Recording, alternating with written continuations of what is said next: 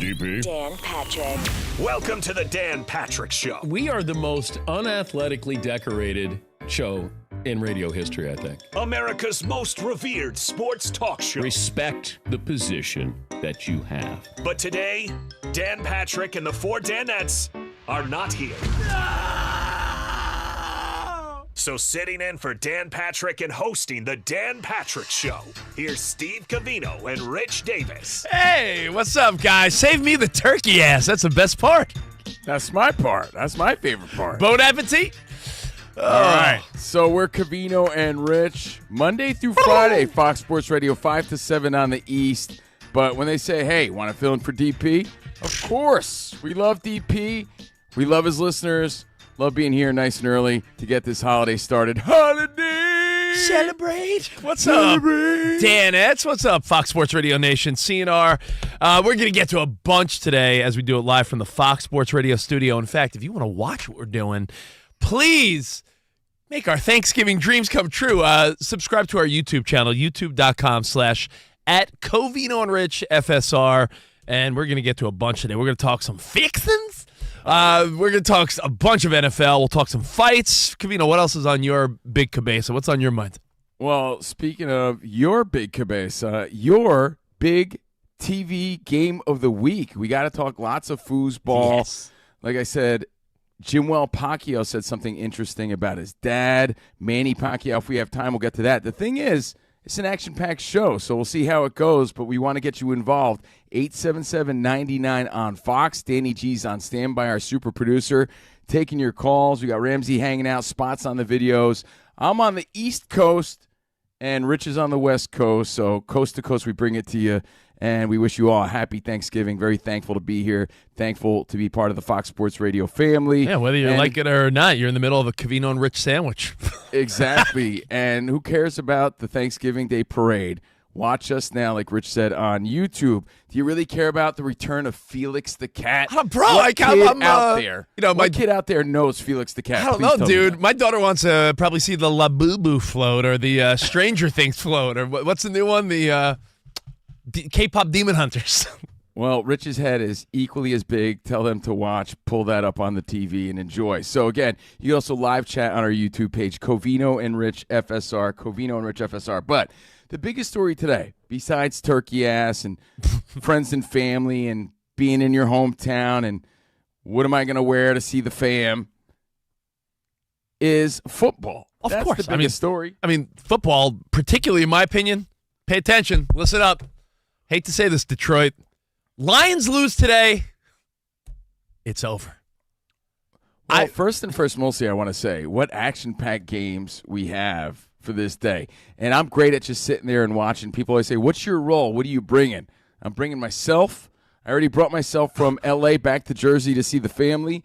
And I sit there and lamp. I'm liming the rest of the day, watching TV, watching these games. And, man, Packers, Lions, Chiefs, Cowboys, Bengals, Ravens. Listen. Doesn't get much better than that. I know you think that you're just staying out of the way, but you're so unhelpful, huh? I do nothing. Yeah, that's really my role. It's like my biggest role is how could I eat and not hate myself later on? Because yesterday I cracked. I coasted through the day yesterday knowing that Thanksgiving was today. I'm like, you know what? Let me sort of eat, but not too much today. And then by the end of the day, I cracked and I ate everything in sight. It's almost impossible to eat healthy at mom's house or wherever you're going. So, you know, my job today is to eat, not hate myself, and just not get up and watch some football. That's really it. And we got some great games, dude. Yeah. It's going to be really great to just be chilling, enjoying a drink, enjoying the holiday, being thankful, and being thankful for these matchups. Well, so, let's dive in. Let's no more dilly-dally. No. Lions-Packers, you know, this game means so much more than we think. And you know, it's the backdrop of a holiday where you are sitting around with your stinky uncle who's probably going to, you know, argue about politics at dinner later in the day. You're sitting there with your cousins and siblings, and, you know, it's a day of friends and family. But let's not forget, this game is so significant. And I'll say it again if you didn't hear me. Lions lose today, I think they're out. In fact, I think they're out because I've been crunching the schedule. I love schedule watching. If you don't know Covino and Rich, it's really overanalyze the schedule. I'm the guy that looks ahead. Schedule watching. Yeah, I look way too far ahead on the schedule every week. In fact, I'm guilty of it in every sport. Like, some people sit back and just live in the moment. I feel like you've evolved it, though. You're no longer the schedule watcher, which I used to criticize you for, but I do feel the importance. You've really convinced me to be more of a schedule watcher, and now you're the schedule cruncher. You're like the Captain Crunch of crunching the schedule. I think it's BS when athletes say, well, not so much BS, but I don't buy it when they're like, we play today, we win today. That's, we're only worried about one game at a time. I get that sentiment, but it's human nature to be like, all right, well, then what? Like you just said it before, your daughter had her Sweet 16 this past weekend, and by the way, happy birthday to her. Yeah. You're the dad of a pain-in-the-ass teenage daughter. Yeah. Steve Covino. True, yes. And very, very expensive, but yes. You yourself were like, all right, once I get past the Sweet 16, then I got to worry about the holidays. And like, we're always very stressful, dude. Yeah, we're always looking ahead as people. So I'm schedule watching it, and I want to look at the Lions schedule, and you tell me. You look me in the eyes, in the alls. Tell me this isn't a pain-in-the-ass schedule if you're a Lions fan. Because then I want to break down the NFC North and look at how difficult all three of these teams' schedules are moving forward. Because we talked about it on our show, so if you listen to us on the daily in the afternoon, we talked about how the Lions, Packers, and Bears, oh my, one of those teams is out. I'm convinced that the Seahawks and the Niners are both making the playoffs. The Seahawks have a cake schedule, and I think they're pretty good. I'm a Niners fan, and I'm not being a homer when I say this. The Niners' next two games, the Browns and the Titans. If the 49ers beat the Browns and the Titans, they're 10-4. And I'd argue they don't have to win one more game out of their final three. Go 11-6, you're in. The Lions, Packers, and Bears. Listen to these schedules. If the Lions lose today to Green Bay, first of all, Matt LaFleur is going to be sweating a little less because that guy could possibly be on the hot seat in Green Bay.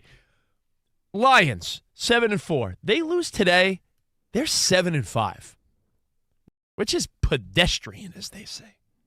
Then they got to play the Cowboys. And I said to Danny G before the show, Danny, we were like not sleeping on the Cowboys, but they're like so just coasting through this season that the tie they had with the Packers is so indicative of how I feel about them. They're so like, meh. But if they win today, if they upset the Chiefs on Thanksgiving Day in Dallas, not impossible at all. They've sort been of changes their narrative a little bit. Yeah. They'd be 6-5-1. So why are we making it seem like they're completely out of it if they went on a run, right? So the Lions would have to play the Cowboys next week. Then they play the Rams in L.A., who you could argue is the best team in the NFL. Then they play the Vikings and the Bears. And to me, I just think that the Packers, if the Packers beat the Lions today, you could see Dan Campbell and Jared Goff just feeling really like, wow, what a step backwards for a team that, would you say for the last couple of years was everyone's like, other than their own team, was like, man, it's sort of nice to see the Lions good again. That story might be over. It's the most detrimental for the Lions, no question, no diggity, no doubt. The NFC North is stacked. We're going to see this all pan out and play out throughout the day. I think we need to start by saying, where were we with the Green Bay Packers early in the season, right, with Micah Parsons and everything? Very high on them. Let's keep that in mind and think about where we are today. The Lions, however, here's how I see it, Rich. Oh, and they have to play the Steelers. That was the one game I forgot. But that's like one of those, I don't know, Steelers? We were very high on the Packers leading into this season. But we've been high on the Lions for the past 3 years. And how much time do you really get in the NFL to really make that impact and really break through? You know, you're the guy. I got to quote Captain Crunch, Rich Davis. The crunch berries. The soggies. You also say that there's only little windows in the NFL. And when you think about the Lions and Dan Campbell and Jared Goff, this is their chance to do it. If not now, what, another year? You can give them another year to be dominant in the NFL, another year to be dominant in this ever-changing NFC North where you got the Bears who are looking legit. it's now or never, like that old ESPN show we used to host. It's now or never for the Lions. Never. Honestly, that's how I'm seeing it. And Jared Goff, he's 31, but he feels like he's 41. He feels like he's 37. You know why he feels older? Because he was straight up traded for Matthew Stafford, and we're like, what, Stafford 37? So what is Goff 37? No, but it feels like it. It feels like it. It also feels like he's had his chance with the Lions. The Lions have come so close. They've played so tough, right? They've proven to be, like we've criticized Dan Campbell and his rah-rah attitude at first, and he proved to be that guy, and they proved to be that team to take chances, and they play tough and gritty. But they're not playing that same way this year, 7-4. This is the weekend they have to turn it around. Yeah. So when Rich and I agree, it's a fact. Lions have to beat the Packers today at home. And if they don't, I'd have to say that little window that we're talking about, that little window of opportunity is definitely closing if it's not now. Danny, we talk about these little windows, and we want to assume that everyone peaks with a Super Bowl appearance or win. Some teams peak, and it's almost there, and that's the peak. Sometimes windows get jammed up, though, because Detroit lost their offensive coordinator, Ben Johnson. Yeah, without Ben Johnson, you could see that something's just not clicking, right, offensively. You hear that on radio and TV shows, but you also don't hear anyone mention anymore that they also lost their defensive coordinator, Aaron Glenn. And then, so that hurts as well. Sam Laporta. Yeah, their center, Frank Ragnow, who is coming back now, retired, not coming back for them. And guard, they're one of their best guards signed with the Titans. So there is some context to this. It's not like all of a sudden they woke up and they stink. Well, that's what happens, as you know, when a team is good, and this happens in all sports, but especially the NFL. A team gets good, all of a sudden everyone wants to and deserves to get paid, and you can't really keep that team fully intact anymore. If you're really good, you know what happens. Your offensive and defensive coordinator start to get opportunities to head coach other places. Your role players get the most money role players could get, and your star players are on the top of the tier for wide receiver, quarterback, tight end. So it's very hard to keep a dynasty together, and the Lions right now are at a very big crossroads today. Thanksgiving, where they've lost 7 of their last 8 Thanksgiving Day games. Now, I know they weren't really good for most of those years, but dude, this is such a big crossroads. I saw Bone Thugs and Harmony just chilling. By the way, I know it's not sexy football talk to talk about the line in the center, but we heard Isaac Lowenkron on our afternoon show yesterday talk about how Ragnow is going to come out of retirement. Yeah. The Lions could see him return against the Rams. Oh, wow. So, yeah, and he's a big deal. He was a 4-time Pro Bowler. Makes a big difference. And you know, we've seen it with certain players in the NFL. You see it with Joe Alt for the Chargers. You lose, or Big Trent Williams for the Niners. If one of your big linemen are down, like a star player, that changes the whole complexity of everything. Just ask the Chargers. Ask the Raiders. Yeah. So, but again, we can't be surprised if it doesn't go the Lions' way today. When you think about, again, how quick the narratives changed and how high we were on the Packers leading into the season, right?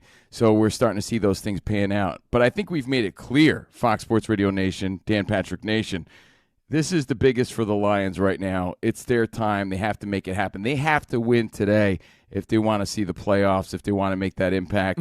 And we want to know what you think about the NFC North. Bears, Packers, Lions, Vikings. What are you thinking? 877-99 on Fox. We're telling you what we're thinking here. Covino and Rich. You said Vikings, and the funny part is, like, such a non-factor, but not really. No. You know why, though? Because the Vikings could very well be the team that F's up someone's little mission or goal. Like division games are never easy because these teams know each other. There's history. There's rivalries. So what if the Vikings are the team that... Or what if, Rich, the Bears really are that good? Of all the teams that we speak of, they're the ones you sleep on the most, and they're 8-3, and they're the ones that have been consistently better and better every week. I don't want to sound like a broken record, but on our show, I'm telling you, they're like a stock that just keeps going up. They're just going up and looking better every week. The Bears are what happens when a plan works out the way you think it will. Like, all right, we're going to get Ben Johnson, and what he's going to do is he's going to really be an asset to Caleb Williams, and you'll see. And it's working out the way they want it. Chicago, crap never works out that way, but it is working out perfectly. But, dare I look at the schedule just a little more? Oh, here we go. The Rich loves to look at the schedule game. Schedule watching. Yeah! I love looking at the schedule, and I'm sorry if it's a pain in the ass to you, but let me break something down because I said the Lions are 7-4. They have a tough road ahead. They could go 500 the rest of the way, and I don't know if that's enough because we've talked about how in the NFC, I think 11-6 is that magic record that will get you into the postseason. I think 10-7 will not make the playoffs except for the winner of the NFC South, which is probably going to be like the Bucs at 9-8 or something. I know we're still a little while away. I don't want to look too much ahead. But here I am getting down on the Lions. I want to hear from you guys, Dan Patrick, Dan at Nation, because I feel like you can make that same argument that if the Packers lose today, they're 7-4-1. They have to play the Bears twice. They have to play the Ravens and the Broncos. The Ravens fighting for their division. The Broncos, one of the best AFC teams. So you can see the Packers falling apart. And there's this weird sentiment that, 6 weeks ago we were like, man, they got Micah Parsons. This team's the team to beat. And then all of a sudden they've played average. Jordan Love's had some good moments, but I think we also want to just believe that, man, the Packers are a quarterback machine. Like they go from, Brett Favre to Aaron Rodgers and then Jordan Love. Like, are we too quick to think Jordan Love's in that progression? Like, hold up. Maybe not. I don't know. And then your Bears. All year people have been saying, who are the Packers and their identity issues. Are they? With that schedule coming up, you're going to find out real quick who they really are because that's competitive. All right, let's do the Bears schedule. And then we'll take your feedback at 877-99 on Fox. Appreciate it if you're listening on the app. If you're on your way to grandma's house or driving around, 877-99 on Fox. Covino and Rich. Try to keep it as interactive as possible. Love filling in for Dan Patrick. I'll give you the Bears' final 6 games. Now, I don't want to be a pain in the ass and make you do this, but I'm going to. All right? They play tomorrow on Black Friday in arguably their biggest game of the year because they're 8-3. A test of all tests. They go to Philadelphia. Let's say the Eagles win. Maybe you could argue, hey, it's a close game, but we'll give experience and home field to the Eagles tomorrow, and that's how you may look at it, or what? Eagles are favored by 7. I thought that would be like 3.5 or so. 7 there. So or Vegas. Let's say the Bears win and they're 9-3. All right, but let's be negative Norbertos for a second. Just say. Let's be negative Nancy's. Let's say the Eagles just outclassed them. Okay. Now they're 8-4.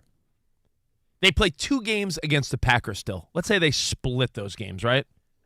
9-5. You 1 loss, 1 win, right? You a little push. They beat the Browns. Now they're 10-5. They play the 49ers and the Lions. Wow. 1-1. So they may end 11-6. Like 11-6, I think is a conservative.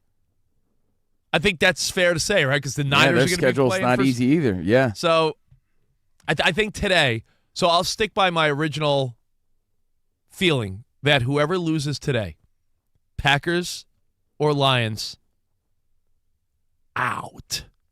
Out. I agree. Whoever loses today, out. I'm pretty sure Danny G agrees. I think the whole show agrees that it's most important for the Lions right now. I hate to say it because, again, I think all these teams are fun, but you know what threw everyone for a loop? The NFC West having 3 teams that are going to have double-digit wins. Because I think a lot of people thought that the 49ers would either struggle if people were hurt, and they've actually, Kyle Shanahan's outcoached the world. The Rams are really good. No one thought they'd be that good. I mean, Matthew Stafford's been as healthy as could be, and Nakua was the only guy banged up for a little bit, and he's back. And the Seahawks, that team, like, if we were trying to figure out their identity, how about their identity is just that they're really good, and Sam Darnold's playing like a G. Like, that team surprised the hell out of me. So I think because the NFC West had the weakest out-of-conference schedule, out-of-division schedule, they're all double-digit win teams. A lot of tough games for the NFC North. So one of those 3 powerhouse teams is out. And I think it's very clear that whoever loses today, A, is not going to get a turkey leg. And they're not going to and then no turkey ass. So that's the best part. So whoever loses today, Jared Goff might be walking away without turkey ass and without a playoff spot. You know what the toughest part is? Then you're saying all this, you're getting me excited, right? Hey, Rich, great job crunching numbers, crunching schedules. I just love watching. I do it. I know. Yeah, I don't care about the parade today. I'm not even caring that much about the turkey. Yes, I am really caring about these games, and that's what we're trying to do, get you pumped about it and trying to see what you think about it. Think of how many years we watched a meaningless Bears-Lions Thanksgiving game just because it was tradition and they were both under 500. Today we have games of significance, and that is significant because usually it's background football. We love it. It's Thanksgiving. We actually have games that are worthy of paying attention to. But dude, get this. I'm so glad you said that. Okay, Timmy, no breaks. Get this. Games that you want to pay attention to because why? Usually it's just background fun while you're stuffing your face and chatting it up with Uncle Bart, right? If Uncle Fred and your little Uncle Bart's already drunk at lunchtime. No, but you got your little nieces and nephews and family there, right? It's kind of hard to really chop it up and pay attention to whatever nonsense they're yapping about when you're so glued on these games that matter for once. It's going to be so hard to be engaged with your family that you never see when you're really focused in on these games. It's gonna be like this, wah, wah, wah, wah. Your Uncle Fred and Aunt Fanny are like, wah, wah, wah, wah, wah, wah, wah, wah. And you're like, Uncle Frank, sure. tell me more. So you went on a cruise? Where'd you go? Okay, yeah, tell me. Oh, wow, Royal Caribbean Carnival?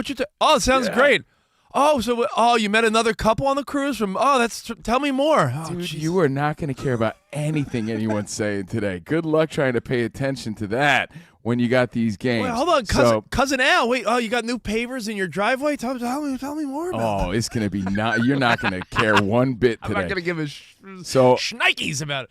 I want to say thank you, Balance, too. Thank you, Brad from Texas, Rick Williams, Wayne, YSR Games, Crane, Colin in Canada, Mad Fire Ear Tent. A lot of people hitting us up on our live chat. Live chat's popping. Covino and Rich FSR. You can watch what you hear on YouTube. Join the chat now. Join the fun. Join the link. And stick around because we're going to talk about everything that's wildly overrated. It has to do with Thanksgiving, has to do with athletes and more. Wildly overrated. Start thinking about it. We'll get more into the NFC North. Your thoughts, 877-99 on Fox. We got so much to get to. It's Covino and Rich on Thanksgiving in for the great Dan Patrick. All right, we are live from the Fox Sports Radio studio. And we're doing okay. All right.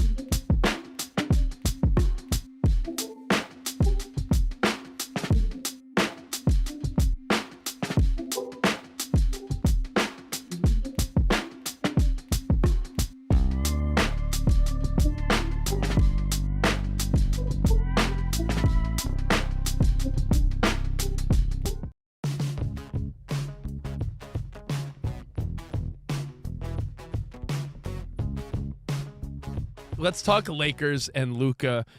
And what a guy. He said, Jackson Hayes, if you get fined, I got your back. You're my guy. So there's so many different things that make me say, when it comes to what happened last night, though. I love watching the clips. Yeah. I love watching the highlights. I love seeing the teammates have each other's back.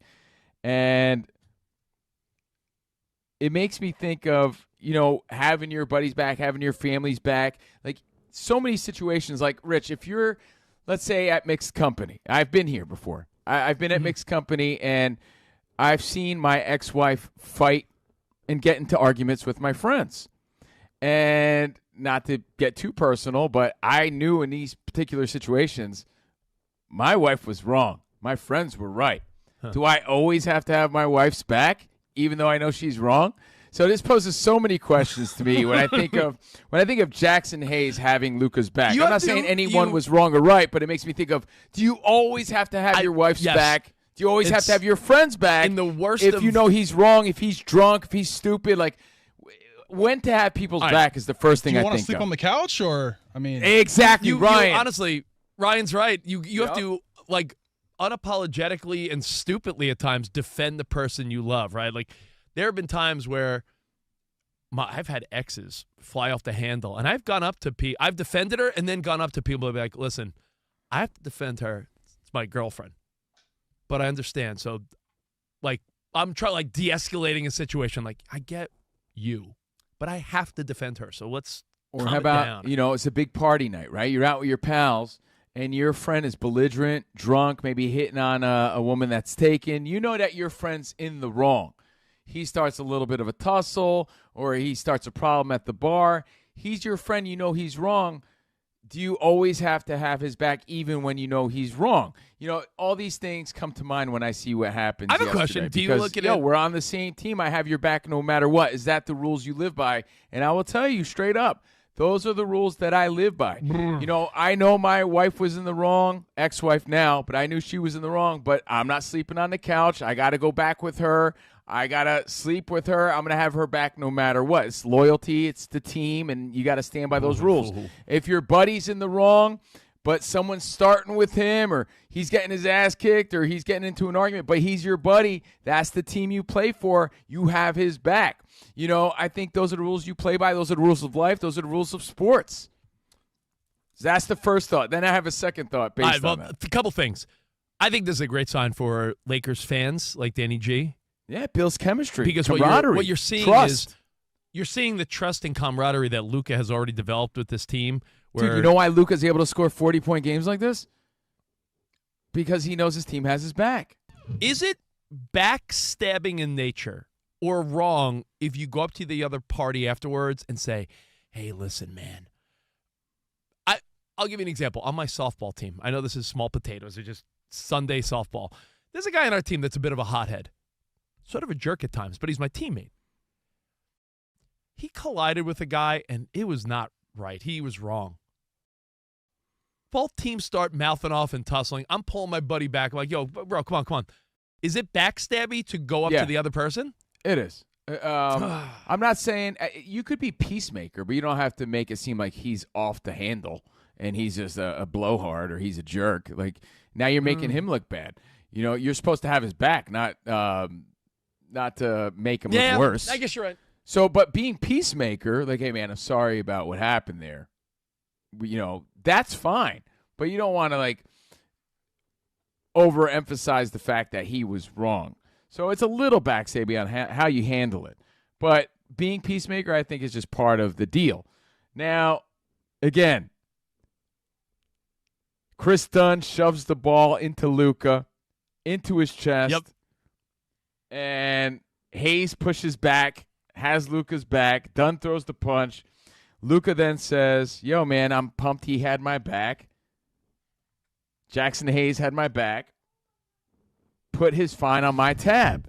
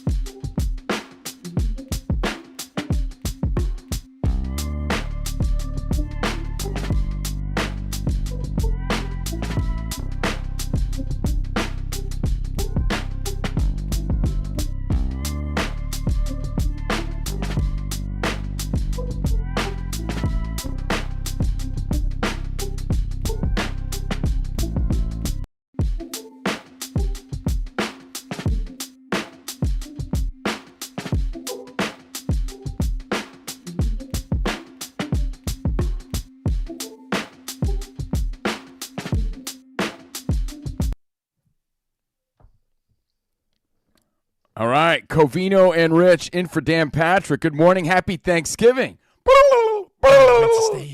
We're live from the Fox Sports Radio studio. Danny G, Rich Davis, Ramsey Spots on the videos. Covino and Rich FSR on YouTube. Join the live chat, Covino and Rich FSR. I'm out here in Jersey, bro. Dirty Jersey. Oh. And it's so tough, Rich, because, like I said, I cracked last night. Don't they put gabagool on their turkeys in Jersey? Oh, yeah, absolutely. Oh, we put some fresh mozzarella. And we dip it in gravy. Oh, but tomato sauce gravy, yeah. Rich. Yeah. I had about 14 slices of pizza yesterday. You know, you're in Jersey, you have to have pizza, and now I hate myself, and the day hasn't even started yet. But enjoy turkey ass, the fixins, whatever it is your family does. And, of course, Rapid Radios is the official walkie-talkie of the Dan Patrick Show. Rapid Radio. Push-to-talk service with national LTE coverage requiring no subscriptions ever. Get them before bad weather occurs. Visit rapidradios.com now for up to 60% off and free shipping. Oh, those guys party hard, those Rapid Radio guys. Oh, they're the best.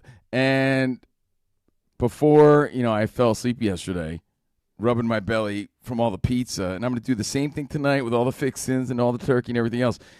I did watch a little bit of the Stranger Things that debuted. Stranger Things Season 5 debuted last night. You know who did a pretty... all the buzz. I'll give him some love. Our buddy KFC from Barstool. Yeah. He did like a 3-minute, where are we at right now on Stranger Things? I have no idea. And I started watching. And, dude, I watched his recap. I watched Netflix recap, and I'm still like, where are 11s with... And the original, the Vecnas, the original kid 001? Like, I'm going to watch at some point. This show should have ended 2 seasons ago. Bro, the kids are like 40 years old now. Yeah, I know. I mean, it really is weird. I'm and you're really fixated on it. I'm going to watch some football, maybe Planes, Trains, and Automobiles tonight. Maybe the new Kevin Hart comedy special that's out, but I don't know. No, but I'll tell you firsthand, we're buzzing about the NFC North. We made our CNR proclamation that the Lions have to win. It's the most important for them. So excited to watch it today. I'll be laying there again, lamping. I'll be lying around watching the Lions. But the buzz is real for Stranger Things because the younger kids feel like they grew up with these kids. So my daughter, who's a teenage pain in the ass, I thought she was sort of over it, but she was like live watching with her friends. Like they were all chatting together. I start the episode now. Exactly. So it was kind of wild for me to see their excitement. I'm like, oh, wow. You guys still care about this. What's that nerdy kid all the girls like Rod Wolfhard or something like that? What is it? Hard Wolfrod. Wolfrod? What? I think that's his name, yeah. What's his name? He has like a name that sounds like a porn star, like Wolfrod. Yeah. That's it. I think you nailed it. But like their excitement was real. Throb Wolf. I fell asleep because I'm like, I'm not that invested. I'll watch another day. Finn Wolfhard. What? Oh, Finn Wolfhard. Thank you, Spot. So I'm just throwing it out there that aside from all the great football, there is the buzz of the return of not only Stranger Things, but Wicked Weekend. So have a Wicked Weekend, guys. Enjoy Wicked. I'll be seeing Wicked tomorrow, finally. I'm hearing lots of great things about that. So lots of things going on. Wicked's fantastic. You got some great TV and, of course, the best Thanksgiving football games. And I don't want to sound like I'm hosting The Bachelor, but it's the best Thanksgiving games ever. It really is. Like, best season ever as far as, like, you have significance. It's usually, honestly, think about it. It's usually like Cowboys versus a team that doesn't matter. Or, like I said, it's usually some bunk. Lions stink versus the Bears who stink. It's on in the background, and you're watching because you love football. These games matter a lot. Even tonight matters a lot. You got Joe Burrow. There's people that are like, why is he even playing versus a Ravens team that if they win and keep winning, they went from 1-5, they're going for 6 in a row? Honestly, 2 reasons. One is his job. Number 2, for the fans, dude. I mean, come on. I think that's obvious why he's playing. I think he has to get his groove back. I think there's so many reasons as to why he needs to play. But I bring up Wicked and I bring up Stranger Things, Rich, just to let you know that coming up later this hour and throughout the show, we're going to start talking about family-friendly things that we need to watch over the holiday weekend. So just start thinking about that. We'll explain, but go ahead, back to you. I had a pizza question before I went back to football. Yeah, and I had a piece of each. Not a question. More of it's like a disappointing observation. Sure. I grew up on the East Coast, and I know Dan Patrick got a lot of affiliates on the East Coast. What's up, everyone? I mean, me, you, Spotty, we all grew up on the East Coast. Danny G's the only resident L.A. guy. Now, I'll say this.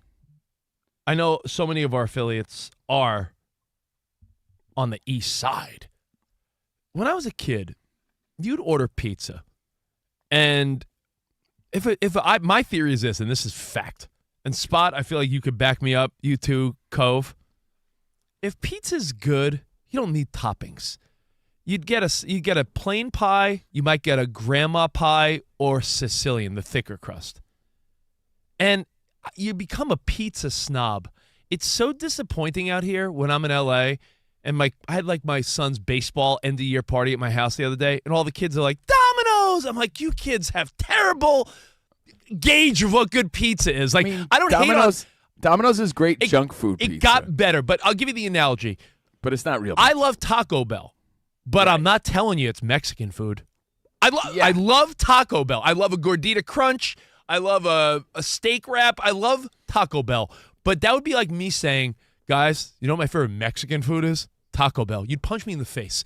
Domino's is not Italian pizza. It's not pizza. It's junk food. It's like I'm drunk. Yeah, no, it's fast food pizza. Yeah, I think we know that, Yeah, Rich. it's like I'm at my kid's birthday party or end of season baseball party. But I'm just so disappointed that kids out here, they don't know any better. Like, they don't know. Like, well, that's their parents' fault then, because my kids know. Round Table. But even the place you like Poppers, that's a. Are you stop it? Danny, no, that's not real pizza. Danny, it's not real pizza. I'm sorry to tell you. I'm Sorry, sorry to tell you. Like, sorry, I know, Danny. You guys like the cheese falling off the table. No. Guys, stop! It's getting personal. The grease coming out your pores. No. Your hands and your face are orange after you eat your pizza. No. Danny, there's like one place. There's one place here in LA, Pizza Wagon of Brooklyn Pizza Wagon, whatever it's called, Spot. I always forget their name. Pizza Wagon of Brooklyn. Pizza Wagon of Brooklyn. And you know what, Spot? The place down the block too that Danny we Mulberry get Street Mulberry is Street. very good. There's a couple good ones, but I'm just saying. Isn't it Wolf Hard Rod's Pizza Wagon? Wolf Hard Rod's Wolf Hard Rod. Yeah.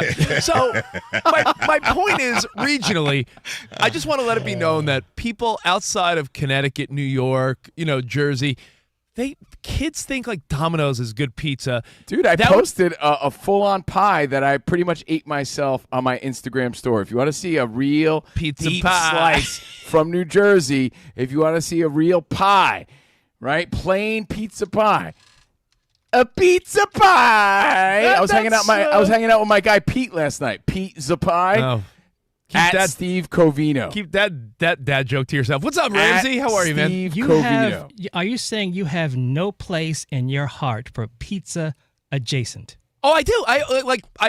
If it serves the purpose of pizza, yes, you serve it to the kids and to your friends. It's pizza. Agreed. But I, as a New Yorker, felt guilty. You're gonna pull a New York card. Thank you very much, bro. Honestly, Ramsey, I know it sounds douchey and arrogant, but as a You're New sounding extra pizza ompous. Pizza-ompous. As a You're New very pompous about your pizza As right a New now. Yorker, we had my son's pony ball end of the year party at our house. I ordered a couple food plates, a nice spread of food. I had the charcuterie for the parents, classy, chips and candy for the kids. And I was like, all right, all right, kids, what do you want? And the kids are like, Domino's. And I'm like, oh, you little brainless buffoons. They're kids. What do they know? But it's like when you want Taco Bell. It's the same thing, Rich. It doesn't mean that's authentic Mexican food. Because we could be snobs out here on the West Coast about our Mexican food, the real Mexican food, the street tacos. Right. No, trust me. The dude that does the he cuts the tacos in front of you. What is that? The Spot? What meat is that? What? Oh, is it pastor? Oh, the pastor. And they do a little pineapple on top. I get that when I can, because that's authentic. Street tacos from a dude set up with string lights and a little table in L.A. That's Mexican food. I get that. But again, that would be like me saying, taco. But I got a gordita crunch, guys. I love Mexican food. But anyway, that's it. I digress. But, Covino, I saw your pizza on your Instagram story, and it got me thinking that's pizza. No, yeah, house the whole thing, man. So, we're going to be eating, speaking of food, Fat Guy Radio. I think everyone's going to be eating today, dude. No, but here's the debate. It's not about turkey. It's about when and what time do you eat and your wildly overrated size. And by the way, if you're watching us, you can see my pizza from last night. Oh, look at that. That's a pie, Danny. Look at that. You see that little missing slice? That's what I left for the rest of my family. see that little missing spot? that little slur? Yeah, I ate the rest of it. That's party cut. That's what they offer you at the office. Damn. All right, well, you know what? Let me let me set this up, and then we'll take all your feedback. Let's get interactive. Let's get the phones rolling. Let's get the feedback. 877-99 on Fox. Covino and Rich in for Dan Patrick. I saw an article, and it said, don't even waste your time making these 3 Thanksgiving sides because no one deep down inside likes them. What do you think those unlikable sides are? Because truthfully, I saw all 3 of these, and I'm like, they're all those are make my plate. So we'll talk about overrated sides, and it sort of goes along with the list that Jake Paul came out with that's getting some buzz on social media. Jake Paul came out with his overrated athlete list. So we'll talk overrated athletes, overrated food. We'll chop it up, have some fun, little casual show in for DP Thanksgiving right here, Covino and Rich. Now, in about 25 minutes or so, Rich's big TV game of the week will be fired up. We got to thank our friends at TCL. If picture matters, this is your moment. Save up to 50% on select TCL TVs. There's a TCL that makes your wall and your wallet very happy. Upgrade your viewing experience and score epic deals on a new TCL. I was just telling one of the dads when I had that lame pizza party at my house with the bad pizza. I was like, "Hey, TCL, I think I'm going to upgrade." I'm showing him all the little areas I want to upgrade to bigger TCL TVs, and he's like, "Yeah, you could go bigger." I think you can never go too big with a TV in like the den or something. Agreed, dude. So, hey, bigger, better deals, Black Friday with TCL. Lock in epic experiences, epic savings, and undeniable bragging rights. Now through Black Friday while supplies last. TCL.com.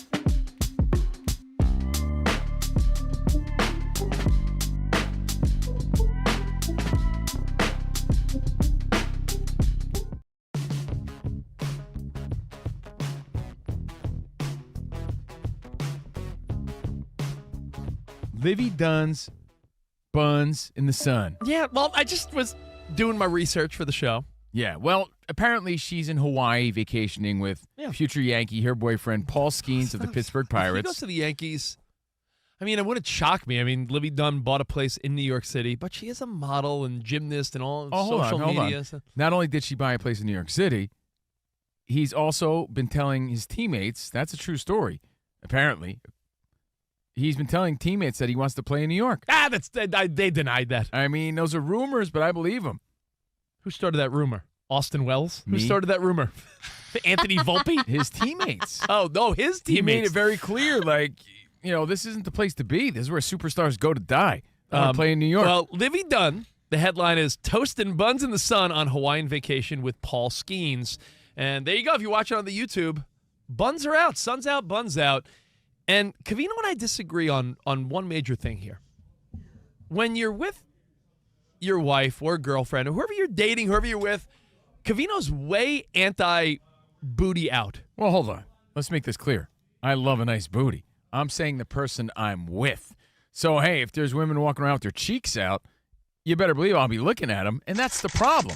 If I'm hanging out with my buddies' wives, and my buddies' wives are all walking around with their asses out, how is that appropriate when everyone's looking at each other? I mean, it's the appropriate swimwear for 2025. It's not appropriate. That's why you can't wear stuff like that at Disneyland. Unless you want, because it's not appropriate. I mean, just because it's in style and because young women are doing it doesn't mean that everybody should be doing it. Go to a water park. You think everybody should be dressing like that? Absolutely not. Well, leave some to the imagination. That's why it was a big story in the New York Post this week. Even athleisure, athletic wear has gone too far and too skimpy where it's distracting at the gym where women are showing lots of crevassier, a lot of crevice, a lot exposed, a lot revealed, nothing to the imagination, to the point where other women are uncomfortable. It's a national story. It's not me judging or anything like that. It's a story all over the New York Post. Men are going to see it, and men are going to like it. I'm not saying I don't like it. I'm saying as a dad of a teenager, as the boyfriend of a young woman, amongst mixed company and family, that's inappropriate. What you're doing in your own time, on your own vacation, when it's just you and her, that's fine. Whatever. You want to tan your ass? Go right ahead. Who doesn't want to tan ass? Right. I'm just saying. But Rich is condoning that this is okay amongst mixed company. Style. That's awkward. Style, you think I want Danny G looking at my girlfriend's ass? Style dictates what the cuts of bathing suits are. Wait, I never did that. That's what I'm saying, though. Let's say we all went away. Avert your eyes, sir. Yeah. Style dictates what cuts of bathing suits are popular, right? Like men's. Doesn't mean men's that other ones are swim trunks. non-existent. Are you gonna let me get a word in, or are you just gonna vent about how lame you are? You can say lame, or, I mean, how about leaving some to the imagination? What's next, Why do you Rich? need to show your wife's ass to Nude everybody? beaches? Nude beaches? Is that what you want? You sound like a voyeur to me. Like, everybody, check out my wife's ass. I mean, what do you want? Do you want women to wear bathing suits like it's the 1920s and they're on the boardwalk like, No. hello, my baby, hello, my darling? Because there's a compromise, and they still sell, like, pretty A revealing sarong. and sexy bathing suits. If you want you act like you have to wear a grandma If bathing you want suit. old lady bathing suits, where are you going to find them? Walmart, Target? Like women shop. They're not old. There's compromise. Women shop online. How you gonna You feel? show an ankle. Yeah, how you gonna feel when your daughter's dressing like that? You're cool with it? Yeah, I guess so because it's the times. No, What you're are you gonna not. do? You're cool with it because she's 8 years old. That's why you're cool with it. I'm telling you, you're like going against the style. I saw a picture of your girlfriend with all her friends on a trip, and she was the only girl wearing like a full bottom bathing suit. Like You she know bought why? it at like. 'Cause she has class. No one wants to see your nasty ass. Nope. Not everybody should be dressing like that. It's. It's too revealing. It is. So guys you think don't you do think that. you think Libby are Dunn- guys showing bottom beanbag? Are guys doing that? Should I be doing that? I don't know. No, because it's not appropriate. Just because it's the style doesn't make it right. Triple B, bottom and by the way, beanbag. that doesn't mean I'm not staring and I'm not admiring sometimes. Of course I am. I'm a man. But you want Libby Dunn wearing full bottom bathing suit on vacation with her? No, because she's not my girlfriend. I don't care.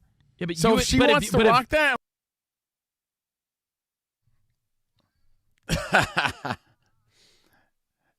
Hey, man, a lot of people traveling back home for Thanksgiving. I'm in my hometown of Union, New Jersey, eating pizza pie. Oh. And we're going to talk some food, your Thanksgiving fixins in a second. Covino and Rich live from the Fox Sports Radio studio, everybody else back in L.A. After the show, the DP podcast goes up, our stream goes up. Danny G puts our podcast up. So if you miss any of the show, be sure to listen to the podcast. Search Covino and Rich wherever you get your podcast. Follow, rate, and review 5 stars because anything less is uncivilized. Say something nice. Ooh. And even more importantly, watch what you hear on our YouTube page, Covino and Rich FSR. Speaking of which, Spot replaced your live video with just a picture of a nice New Jersey pizza. Can we keep it that way? I rather look at that. Yeah, honestly, I'll look at this for the next 3 hours. You might as well. It was great. I had that last night. So I'm all ready today. Now, Rich, we're going to talk food right now. So welcome to Fat Guy Radio, Covino and Rich. Well, I do want to point out one more, and we're going to get to way more NFL stuff, but our buddy Drew Mack and his beautiful family listening in Nashville this morning. Hey, guys. And what's up, Drew Mack? He said, yo, for real, guys, you ain't kidding. Good football today. He goes, I even find that Cowboys-Chiefs game super intriguing because both of those teams are trying to fight for their way into the playoffs.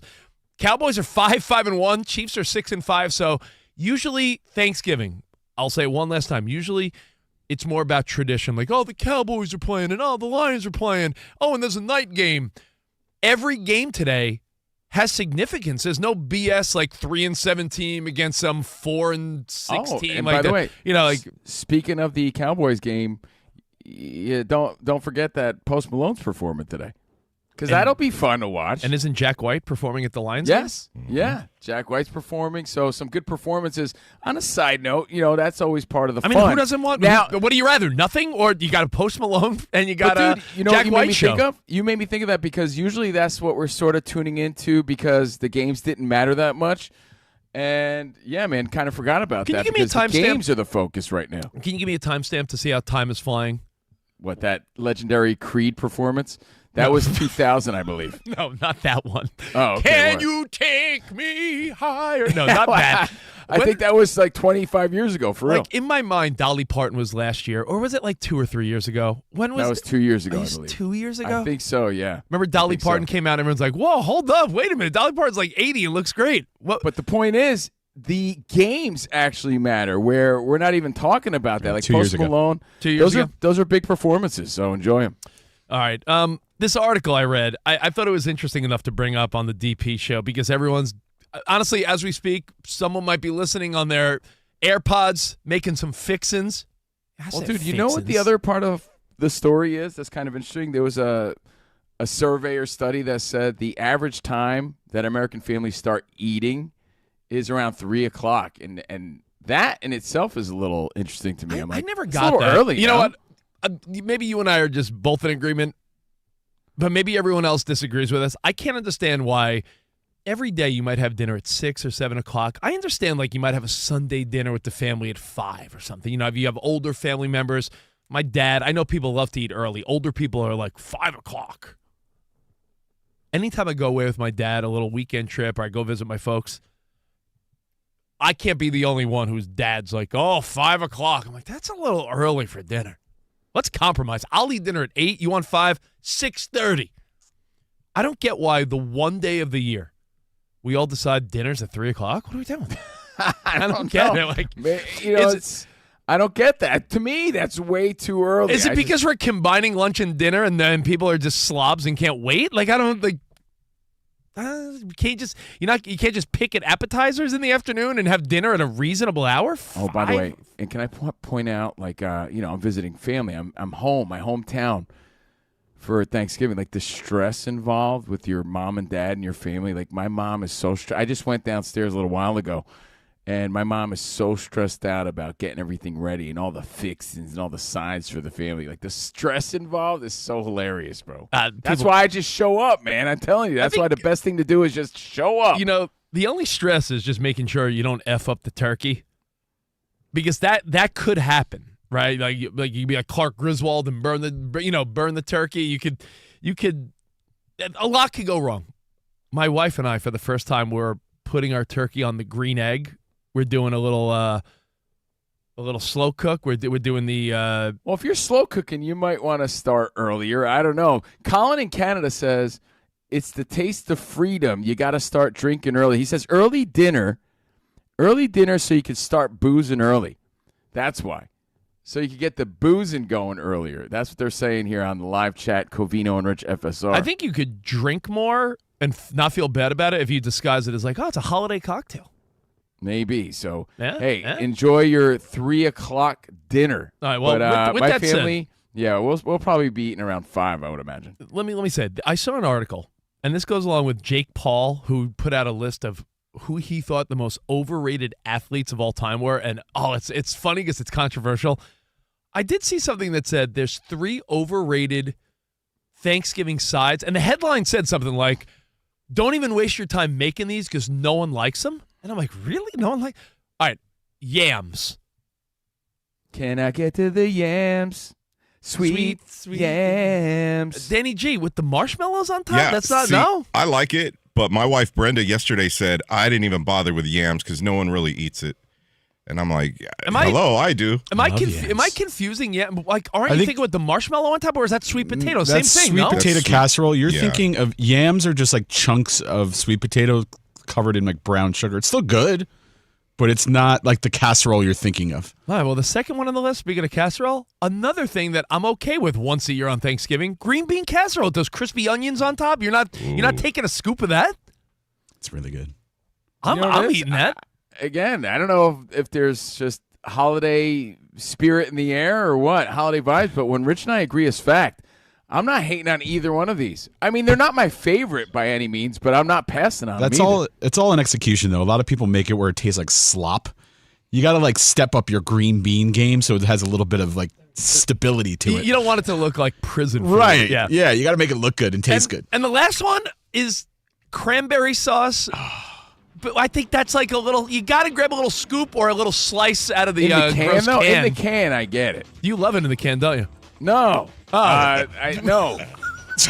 That's what I heard. No, and no. You heard it here no, first. and no. No, you heard it right. Okay, all right. We got more CNR in for DP next right here. Hang tight. Happy Thanksgiving.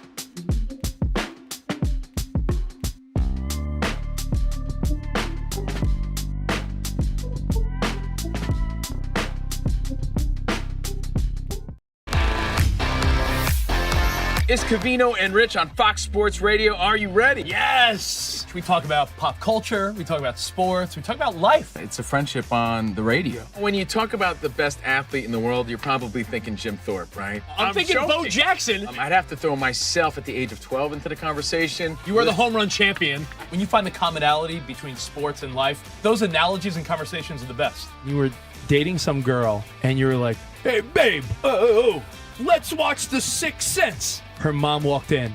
Can you believe he was dead the whole time? I wanted to get up. Well, slow down, Dana White. I don't want to say It's never boring. If the Chiefs win, Sorry, Patrick Mahomes here. What do you mean by if the Chiefs win? Our friendship is real. It's authentic. You can't fake the funk. we're the type of guys you'd want to hang out with at a sports bar. Best way to pick someone up at a bar? Yeah. Go up to a cute girl and say, oh, look at that bozo over there. And I point to you. We could make fun of each other, poke each other a little bit. I call him Blubber Lips, Rich Davis, because he never stops talking. He thinks he's the Mexican Fonz. Yeah. At any point, he's wearing a chain. You have a chain on? Always. Of course he has a chain on. That's like asking me if I'm wearing cologne right now. Of course I am. We take a lot of pride in being inclusive and interactive on our show. Just the more the merrier. Josh, Covino thinks that every man should own a leather jacket. I only wear vegan leather. Can you believe this guy? I can't believe this guy. We have a very special connection with our audience, our listeners. People feel that friendship. And I appreciate y'all's show. I love it. It's all for you. Thank you.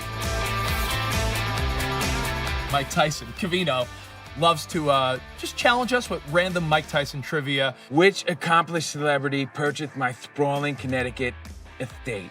I'm going to go 50 Cent. You are absolutely correct. 50 Cent. I love his song. You can't schedule a big event You during can't. a big sports moment. My family member scheduled their wedding the same night as a Julio Cesar Chavez fight. Everyone was glued to that fight instead of doing the electric slide. This is weak. Unbelievable. You're very tricky. America, you got sports, you got fun, you got us. Covino and Rich. We're crushing it.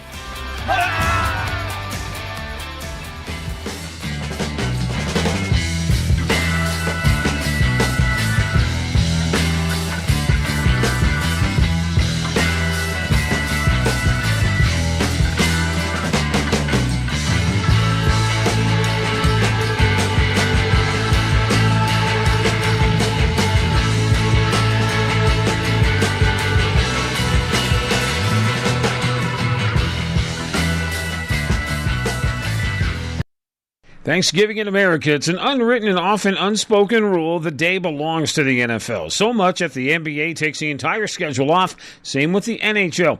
Over the years, we've evolved from the standard 2 games to what we have today, a triple header. Lions host the Packers in an NFC North showdown, 1 Eastern, followed by the Cowboys entertaining Patrick Mahomes, who started Texas Tech, and with his Kansas City Chiefs, that game gets underway at 4. The dessert viewing finds the Bengals visiting the Ravens at 8. Must be a nice problem for Baltimore coach John Harbaugh to have when he decides which future Hall of Famer gets the ball first. Or like DeAndre Hopkins, he's going after his 1,000th catch. Thought about trying to get him his 1,000th catch there too, but he won't have to do that. It's coming. It'll be there Thursday night. So seeing those guys play and being a part of that, their careers, is really cool. If it's not Hopkins, Lamar Jackson, and Derrick Henry, not bad options either. The Ravens started the year 1-5, now 6-5, tied with the Steelers atop the division. That's sports. I'm Rob Bushka.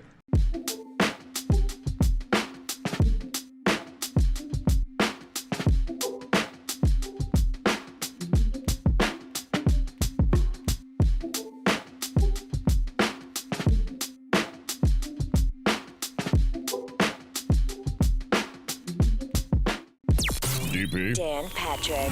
Welcome to the Dan Patrick Show. We are the most unathletically decorated show in radio history, I think. America's most revered sports talk show. Respect the position that you have. But today, Dan Patrick and the four Danettes are not here.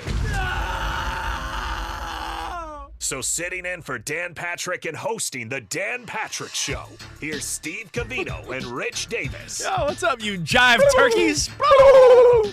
Hey, happy Thanksgiving from your new friends that you never asked for. Covino and Rich is the show. Covino and Rich. Props and shout-outs to Dan and the Danettes. In for DP. Always a pleasure to be here. Now, we're on Monday through Friday, 5 to 7 on the East. And you could watch what you hear. Watch it anytime at Covino and Rich FSR on YouTube.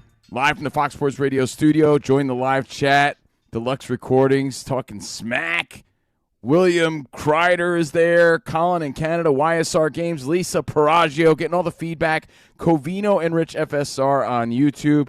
Now this hour action-packed. Rich's TV, big TV, game of the week. And we get everybody involved at 877-99 on Fox in about 49 minutes. Old school when 50 hits. Every Thursday on our show, we throw it back. But happy Thanksgiving. Thank you guys for hanging out. We're talking about things that are wildly overrated right now. Some people think the Thanksgiving meal in itself is overrated. When it comes to turkey, Rich, I'm one of those. I'm not a big turkey guy, but that's just a personal thing. I think the idea of turkey being the central point, I can't disagree. I'm not saying some people make a better turkey than others. Some people roast their turkey. It's a little dry. You got to deep fry the turkey. It's no better than getting a rotisserie chicken from the supermarket. I feel that. But you can fry a turkey, give it a little juicier flavor. I said to this year we're smoking our turkey in the green egg. I don't know how that's going to turn out. You got to baste it and put all the spices and fruit on it. Maybe some people put bacon on it. Spotty, I know you've cooked turkeys many a ways, right? Yeah, I like to brine. That makes it juicy. You can do a dry brine, which also holds in moisture.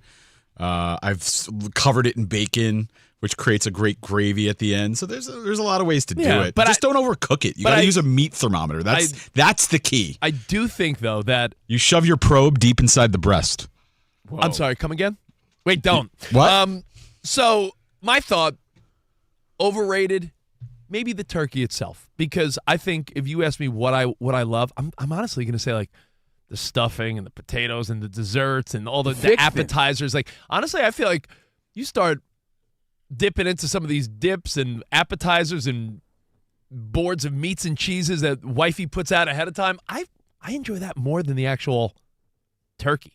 Well, the list that came out is that there are some sides that are also wildly overrated. We went over them. The yams. Can I get to the yams? I'll get to the yams. Those sweet, sweet yams.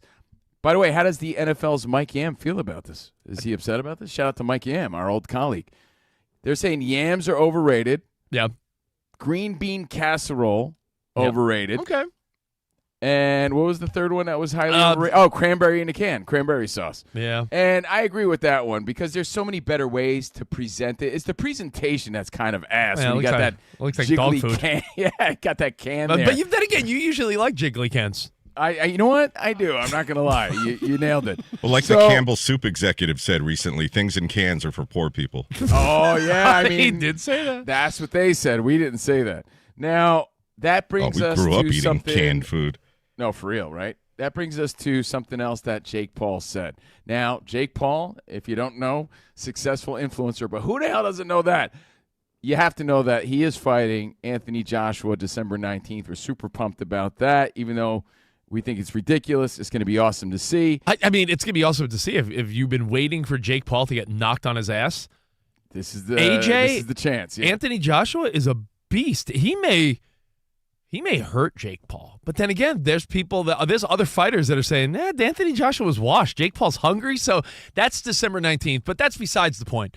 Jake Paul came out with a list that's creating some buzz on social media. Only because Jake Paul's, a loudmouth, and he's popular. Can't deny that. He came out with his list of who he said. We're talking about overrated sides. He has a list of the most overrated athletes. Do you want to start from number 10 to number 1, Rich? Because you are a countdown top 40 sort of guy. I mean, you don't want to hear Jake Paul do his own list? You want me to, why not just play Jake Paul's list? Oh, man, I thought you were going to do your best Casey Kasem, your best Spider Harrison. My best Rick Dees. Yeah, Rick Dees. Anyway, let's hear Jake Paul, and I want you to take notes of who he says because I want to know if you agree with any of these as being overrated. All right, let's hear it. Danny G, hit it.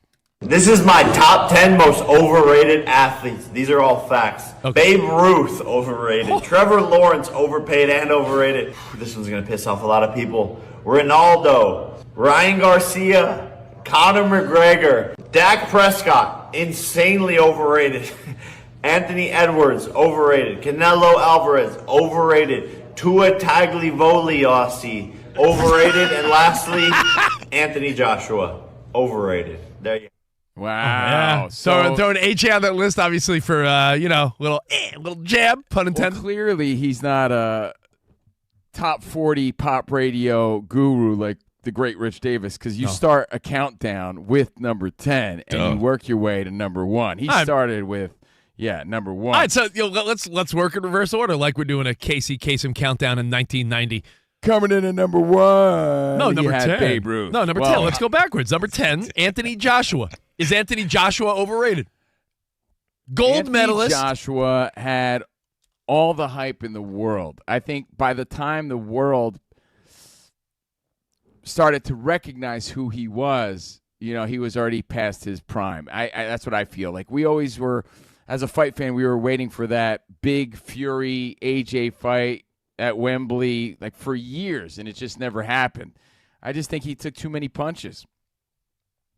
So I don't yes think, or no? dude, he was an Olympic gold medalist. I think he has to say that because he's fighting him, and he wants to. He just wants to put that on his. He just wants to put that on his radar just to get under his skin. I'll say this: I don't think my mom or like my wife or people that don't watch boxing, my brother.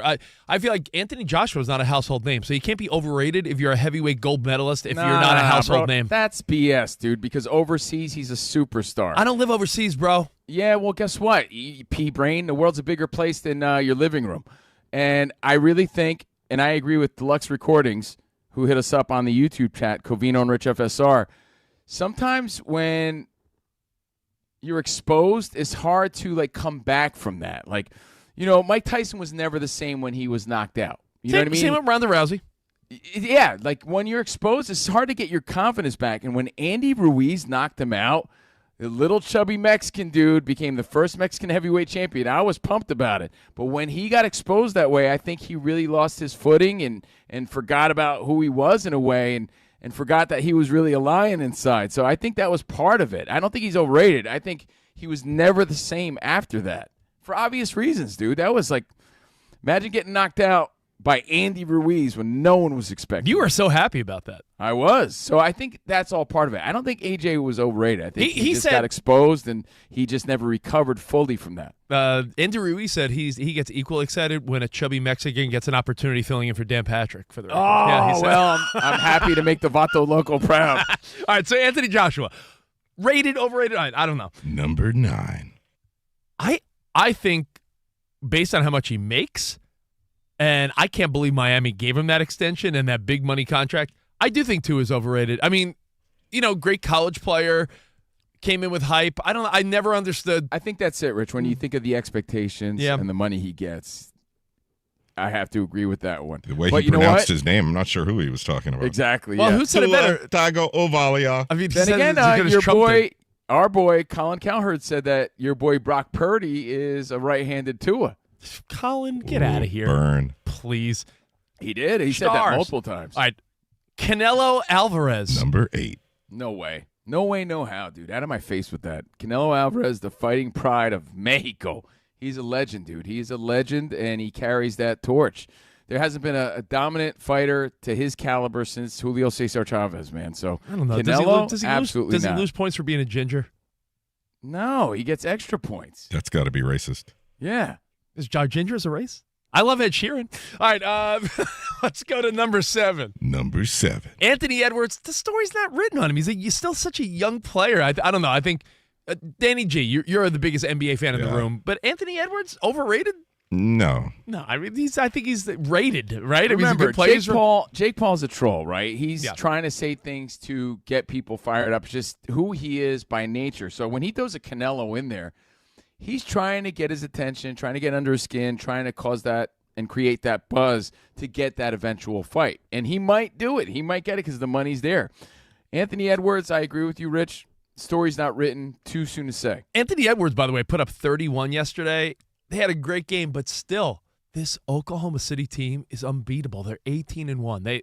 It seems like other teams play solid basketball, and they're still coming up short. 113-105. OKC continues to just dominate. SGA last night put up a 40-plus spot. All right, number 6. Number 6. Dak Prescott. I think he's a victim of just not getting enough love sometimes. I feel like you see these numbers, Danny G, Covino, where it's like, well, I'm so torn on Dak. Overrated? You know why? Because I think Dak Prescott's a likable guy, and I don't think it all falls on him by any means. He's a good leader. I feel like sometimes the ineptitude of Jerry Jones and how that organization is run falls on Dak, and it shouldn't. But you could say he had the CeeDee expectations Lamb, of Cowboys and the star players that have run through during his time here. It's hard to say that he's not, but I just don't feel like it's all his fault. I agree with you, Rick. Okay. Number 5. Number 5. Conor McGregor.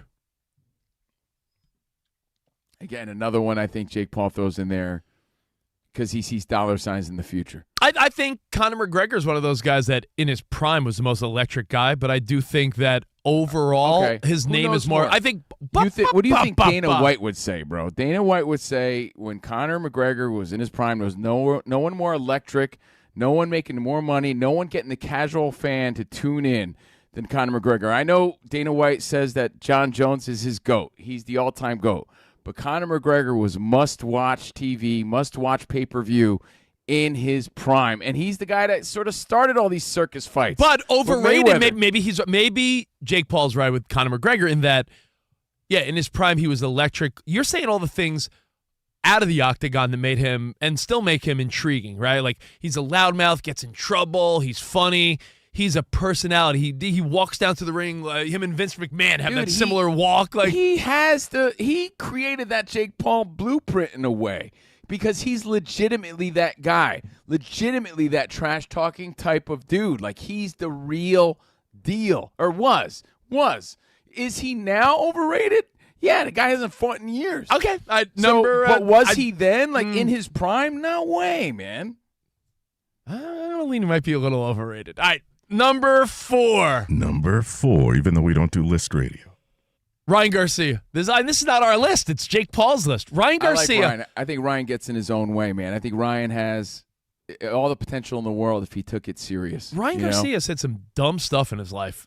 Yeah. He's somehow. Only when he was high, though. Dude, the fact that he got knocked out or lost to Rolly Romero, I really, that shows you where he's at. Like, there's no way he should lose to Rolly Romero. Like, that dude is, again, electric power, speed. He has it all. Good looks, and he gets in his own way. Bro, so Ryan Garcia is definitely overrated because he's a super handsome guy. Women love him. He's popular on social media. If you took all that away, he'd be a good fighter.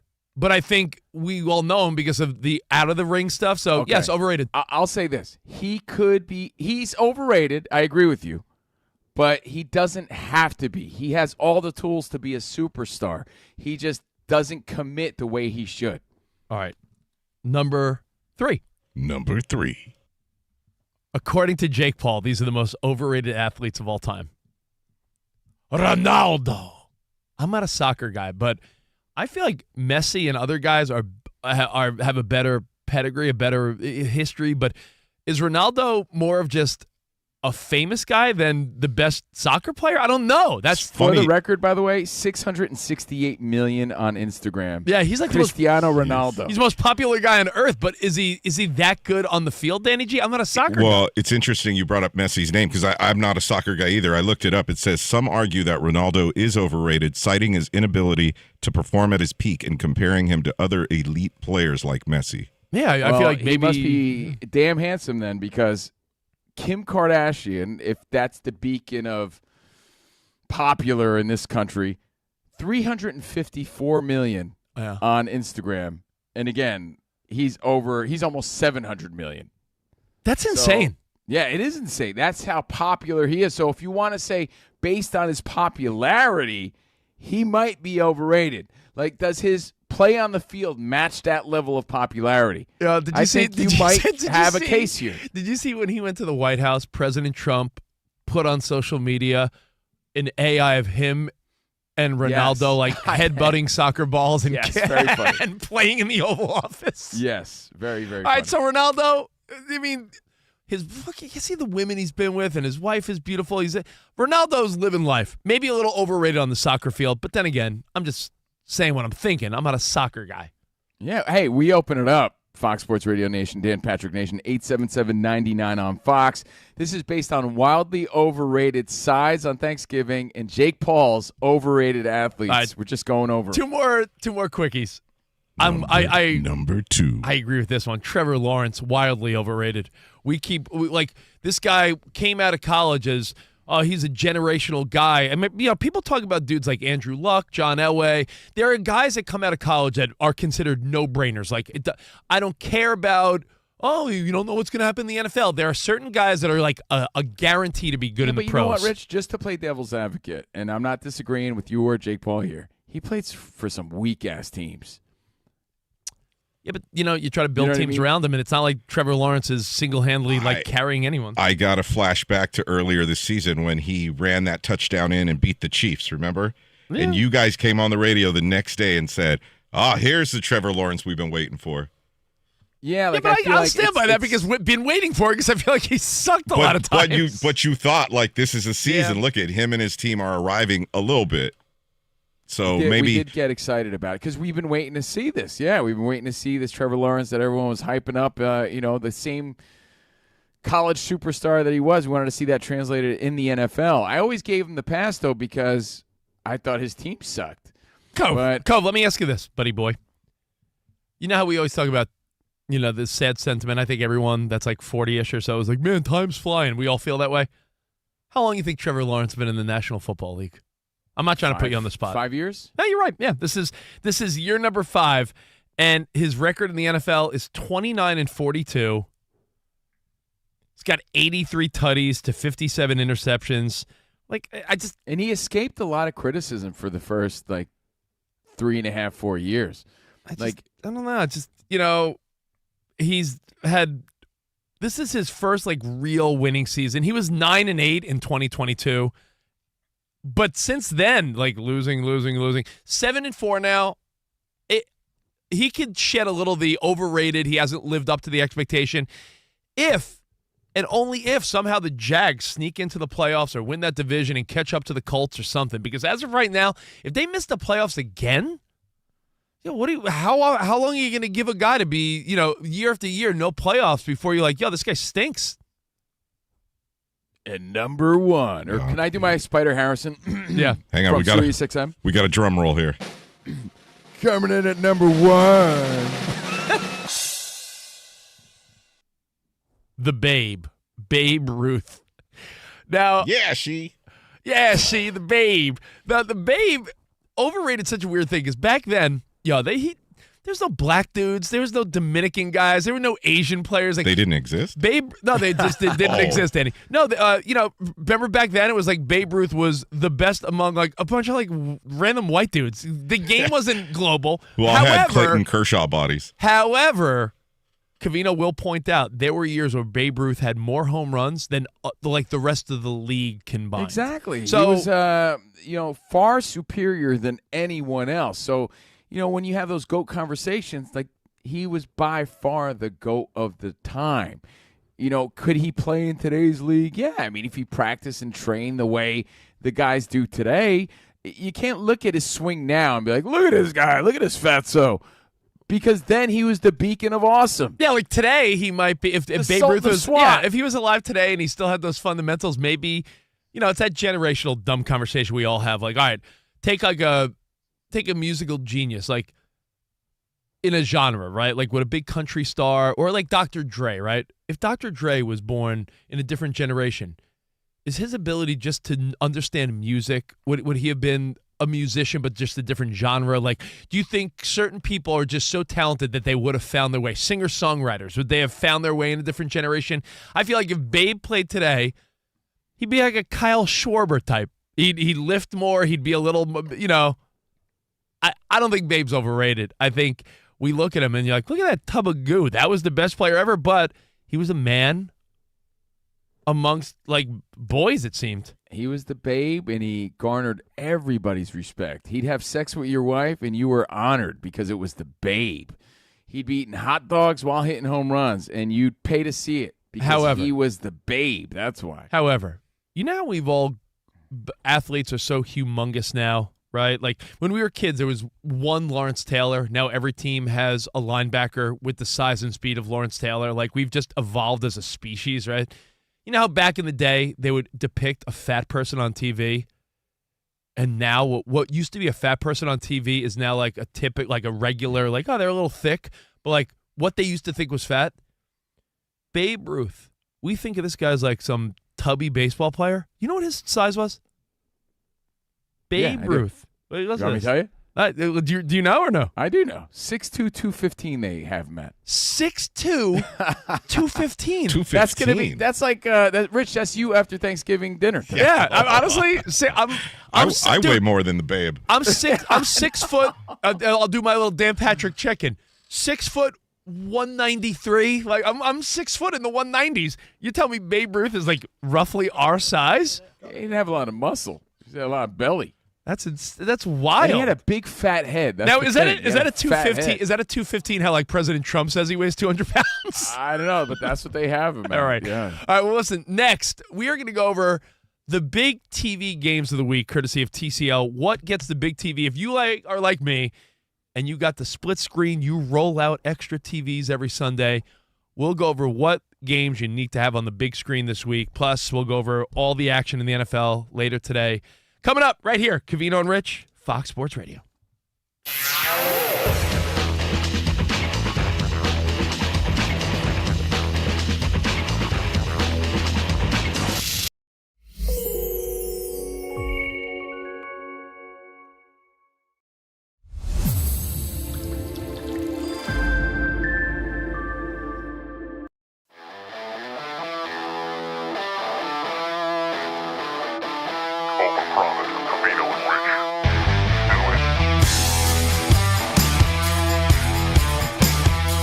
Let's start with Cam Scattaboo, or as I called him, Scam Cattaboo. Ooh, Scattaboo. He's getting a lot of negative press this week. Yeah. What's all he bullshit. doing? It's all bullshit because he goes to Monday Night Raw. Yeah. And since we talked about it, just a little update. Coach said it was an organized trip for the rookies on the team. It's bonding. They do things like this. It's just everyone, because he's hurt, has a fucking problem with him shoving wrestlers. Bad optics, though. The Judgment Day. Think of how Giants fans feel knowing how much promise he had this season. Breaks an ankle. It's like, yo, man, what's he doing on that ankle right there? We know it's fake and all, but anything could happen. Yeah, but like I said the other day. What do you mean? I'm sorry, Spot. Wrestling it's real, buddy. It's real. What are you talking about? I mean, it is sports entertainment, but it's a bit of a tussle. It could be rough. Gotta be gentle. Take it easy. As they say in New York, take it easy. I have a question. Take it easy. Come on, Cam, take it easy. He's celebrating his 10,000th follower. So he has 10,000 followers on Twitch. So what he does is he takes an energy drink in celebration, he puts it in a cleat, and he does The infamous shoey. There you go. I don't get down like this. This is where the party stops for me. I'm not that kind of guy. I'm not the less bash heads and less, punch a wall kind of guy. I mean, it's his own shoe. Yeah, but that's gross. I hope it's a clean shoe. I mean, but regardless, it's his shoe. If But it was, dude, I wouldn't drink out of your shoe. When people do shoeys, they're not always clean shoes. Look at them. Let's go. Let's go. Oh, let's go shoeys. So I call this, you can call it whatever you want. But me personally, Steve Covino, I call this the weakest party moves. Oh, this is your no-no list? Yeah, this is Steve Covino's no-no list. I don't get down like that. All right, so if you're a guy like Covino, if someone's like, yo, dude, let's do a shoey, I'm like, how about no? I've heard Covino actually say at parties, even when he was younger, even before he knew him, for some reason, Covino's like, I don't scataboo. I don't scataboo. I don't scat. Hey, you know what? You scataboo. I'm going to go talk to some chicks. That was my mindset back here then. we go. No, all right, seriously, so one of the things that this even isn't like a turnoff, dude. Even when you were in college and you were living with your buddies at the frat house or whatever the hell you were doing, what are the things you would never do? You could call these fun time party antics from back in the day. I call these weak ass moves. These moves come with a lifetime guarantee. No ass for a lifetime. Guaranteed. For people that aren't a stick in the mud like you, maybe things that we've graduated past. Fine. Whatever you want to call it. Okay, let's go. I'm kicking it off with keg stands. Have I done one in my life? One. One and done. No bueno. I don't think I've ever done Lame. Vatos don't keg stand. That's a rare photo right there. That's what I said. So keg standing. No, this is a photo of you from college. Get out of here. I graduated. What else does not fly with Steve Covino? Body shots. Off of dudes? Anybody. Like really, if she's a smoke show and I'm just a horned up dude, yeah, fine. But it's not always like a hot chick that you're getting a body shot from. Here's the problem. I'll tell you, I've done body shots off of some good-looking ladies back in the day. You want to drink a shot out of someone's lint-filled belly button? No, but here's the problem. This isn't your style? But here's the problem. I don't even know what's going on. I've done body shots off of women at bars in my 20s, but here's the problem. Meanwhile, much 50 other guys have done shots off the same woman. I mean, if you want to take the words out of my mouth, go ahead. Do the show by yourself then. Well, don't you have that strip club theory? My strip club theory is every time you put your face in some girl's big boobs, you're rubbing another dude's face essentially because some other guy's face was right there. So same theory with the body shot. Barf. Hot in theory, but the reality is you're like licking her belly where some other dude probably licked her belly. Let me ask you this. I get it. We all do dumb things when we're young, right? And you could chalk it up to, hey, man, I was in my 20s, and that's fine. Yeah. But you got to graduate from these things. Beer funnels / helmets. Okay, I'm with you. I never felt the instinct, and I'm not saying I'm above it. We've all had our fair share of drunk fun times as young men, but I've never felt the urge to like funnel anything. Never needed it that bad. I could pace myself and still get buzzed, you know? And, the beer helmet, nothing says you're a loser sports fan or just a loser, period, than a beer helmet. Here's one I've done once.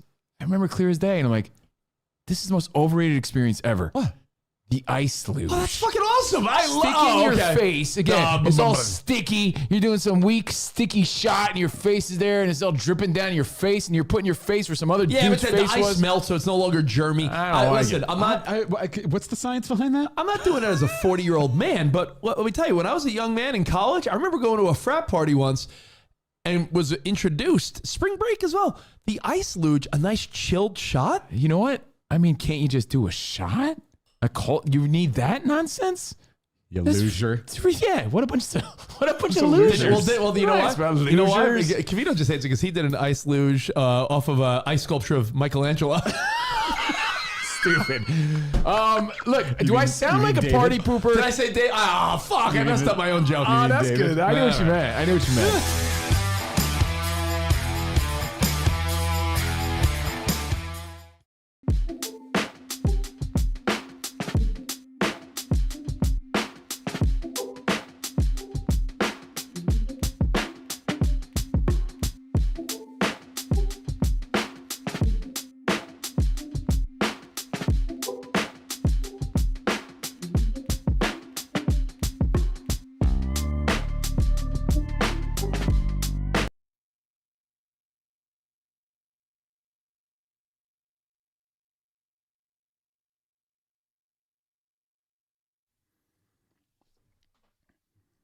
Covino and Rich live from the Fox Sports Radio studios.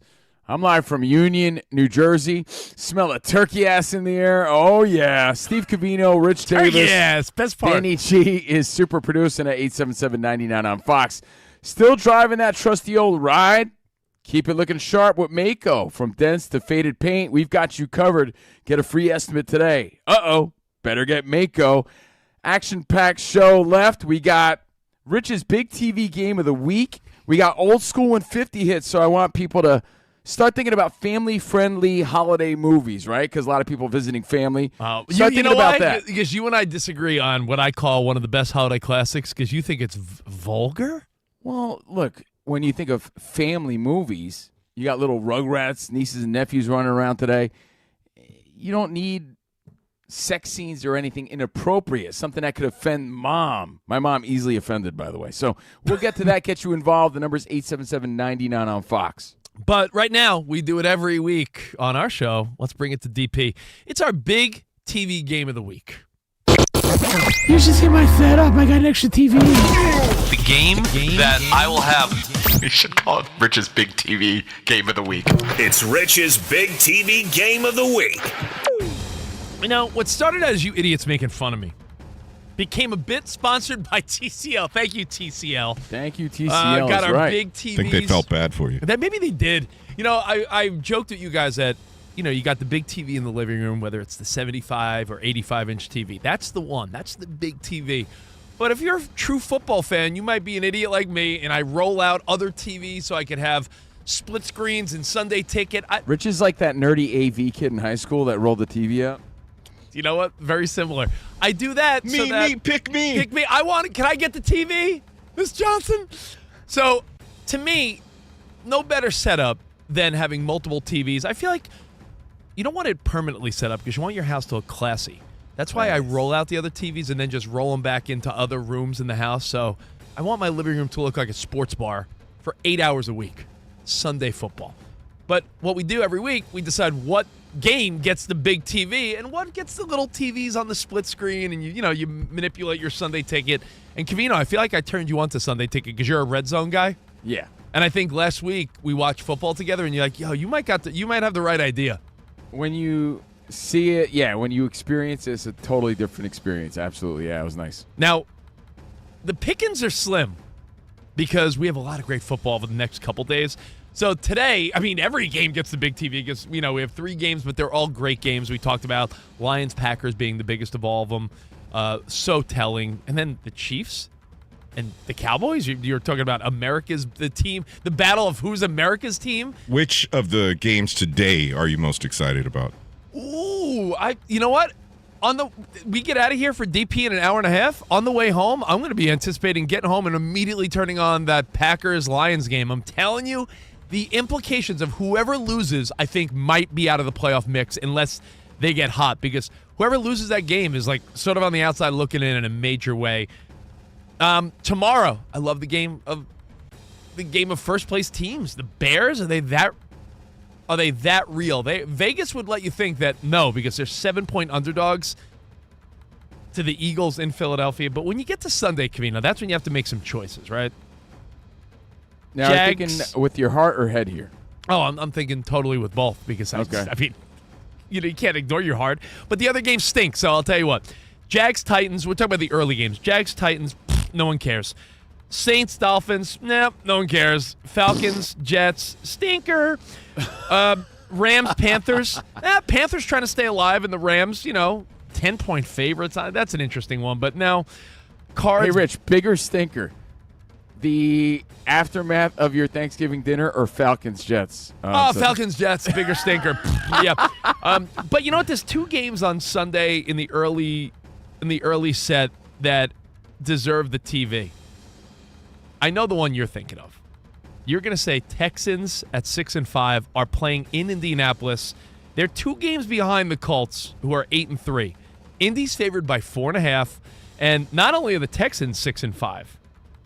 That division is log jammed because you got the Colts at 8-3, Jacksonville at 7-4, and Houston at 6-5. So let me do a little schedule watching for you. Go ahead. If the Houston Texans beat the Colts, They're 7-5. The Colts are 8-4, and the Jags, if they win, they're 8-4. So you're looking at the world should be rooting for the Texans to beat the Colts just to make that division the Texans, just to make that division even more ridiculous. So I just think it's going to be exciting to see if their defense could step up against the Colts in this situation, just to see how good they were the last game. I think that's a really exciting and telling game. So I'm gonna pull a lame move and say that that might be the game that gets the big TV later and maybe in the second half. But for the first half, call me a homer. 49ers and Brock Purdy, who has not been good in conditions, going to Shedeur Sanders' home in Cleveland. Niners at Browns. And you might think, this game, you really care? I'm a Niners fan, so I'm a little biased, but Shedeur Sanders gets the start. They're saying it could be a snow game. So Niners versus Browns in the snow. Shedeur Sanders versus a shaky Brock Purdy, who I had his back all week saying that he had a rough game. The picks were there, but I don't think they were as ill-advised as people thought. So of course you had his back. I like the Niners-Browns. I think that's a really fun game. Analogy? In the snow? Let me give you an analogy. We're going to talk movies later on. Let me give you a movie analogy here. Texans-Colts is the original Rocky. It's the best game. 49ers-Browns is Rocky 4. It's not the best, but it might be the most exciting. Yeah, or, exciting in the fact that it might be just like a sloppy defensive battle in the snow. And Yeah, but the 49ers, Shedeur Sanders, there's so much excitement there. There's so many sexy names involved. So I think there could be a lot of fun in that game. So those are your two games to choose from. I'm going Niners-Browns, but that's a really, I'm surprised I missed that earlier when I was looking at my favorite games of the week. Texans-Colts, because we forget that, Danny G, that Texans defense that you've been talking about, that could play a factor down the stretch because that division plays each other a bit, and the Texans, Colts, and we just talked about Trevor Lawrence 15 minutes ago about how, is it time for him to step it up? Because if they win this week and the Colts lose, now you're log-jammed in that division. You got 2 8-4 teams and the Texans right behind them. So that division is far from written. Remember a couple weeks ago we thought it was all Colts? The Colts have stumbled a little bit now, and the other teams have shown some life. So that's a hell of a great division right now to be interested in. Now, later games, again, there's only 3 to choose from because we have so many great games today and tomorrow on Black Friday. Vikings, Seahawks, Raiders, Chargers. No. So you got to go Bills at Steelers. Bills are 7-4. Steelers are 6-5. To me, they one of these teams, it's almost the story of stop the bleeding, right? Could the Bills show some life and be like, all right, we're back. We're 8-4. We won. Or do the Steelers continue to give the Bills some woes, and then the Steelers would be tied with the Ravens? Who do you like there, Cove? Bills or Steelers? I like the Bills in this game. Bills are only favored by 3. They're favored by only 3.5. It's in Pittsburgh, but that could be a really fun late afternoon game on Sunday. The only thing is at Pittsburgh, but Bills got to turn it around and really make a statement here and get on the right track. So Bills, Steelers, I agree with you, Rich. And I know Danny G's gonna be watching his Raiders and all, but Bills, Steelers, big TV game of the week. Danny, I know your theory is that you never root against your team. I get it. Some people they want their team to tank for the draft picks. They're playing the Chargers in LA. Is there any instinct to even try to get to the game? Even if you got free tickets, would you be like, I'm not even feeling it right now? Or when your team stinks, do you even want to go see them live? Yeah, I still want to go see live NFL football if I have the chance. And this game really is going to be whose O-line is the most injured and stinks the most as far as depth goes. Because as I've been telling you guys, both teams have third stringers playing on the line. And so you've seen the struggles Herbert's had, and Geno Smith definitely does not handle pocket pressure well. So he's had an atrocious season because of that and other reasons. I know you like to see, when your team is sort of stinking, you like to look for glimmers Brock Bowers is doing good. Oh, Ashton Genty's finally going to have a good game. You look for little things. Do you want, honestly, playing spoiler to the Chargers, is that appealing to you? Or do you right now, I do not like this coaching staff. So, I'm not going to sit here online and be like, oh, I see lots of hopefulness here. There's little things that I'm hopeful about. I'm not. I would rather Mark Davis sell the team. I heard that Tom Brady. There's some dissension because Tom Brady was very high on Chip Kelly, yeah. and some of the decisions the Raiders made that are not working out were like Tom Brady driven, and there's a little dissension where it's I'm with Tom Brady on this. I don't think Chip Kelly was the problem necessarily. I think that him and Pete Carroll not being on the same page is a problem, but Pete Carroll brought his son in to be the O-line coach, and from the very beginning they were stubborn with JPJ, Powers Johnson, who's an elite center, but they played him out of position. They put Meredith and these other like third string guys on the O-line, and oh, surprise, the other teams are sacking your quarterback 8 to 10 times a game.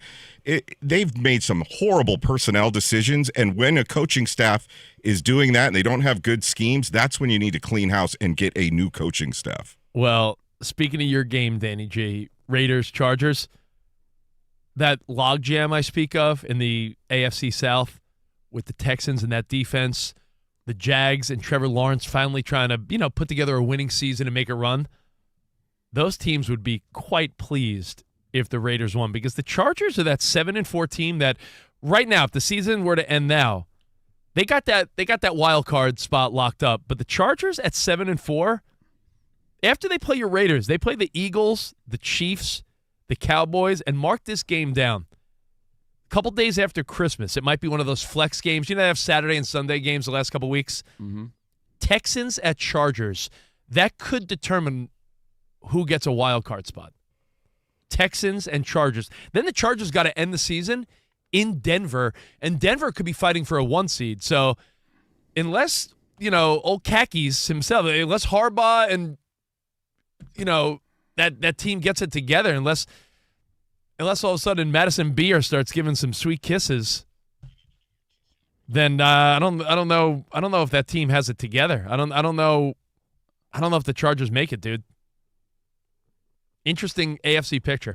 All right, hey, more Covino and Rich coming up, and thanks to our good friends at TCL. Thank you, TCL. If picture matters, this is your moment. Save up to 50% on select TCL TVs. There's a TCL that makes your wall and your wallet very happy. Upgrade your viewing experience and score epic deals on a new TCL. Bigger, brighter, better Black Friday with TCL. Lock in epic experiences, epic savings, and undeniable bragging rights now through Black Friday. While supplies last, big thanks to TCL. Very thankful for TCL.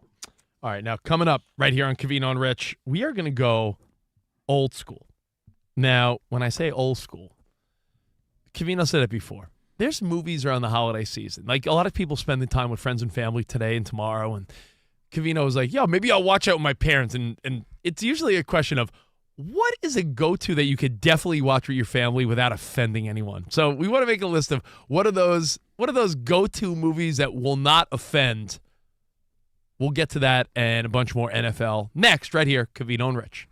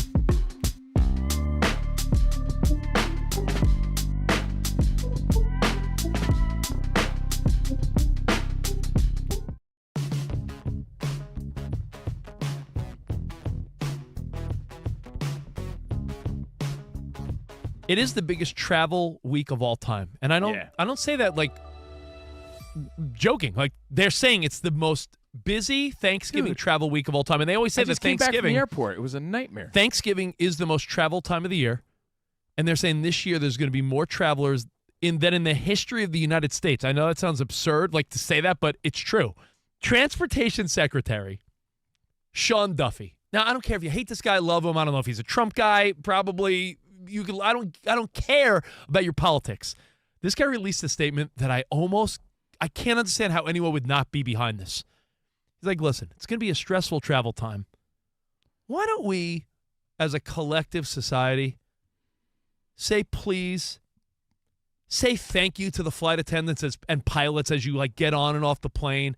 Have some manners. And this is what you're going to love. He said, how about we dress with a little respect? Could we stop it with the slippers and pajama pants? Dress a little nicer when you travel.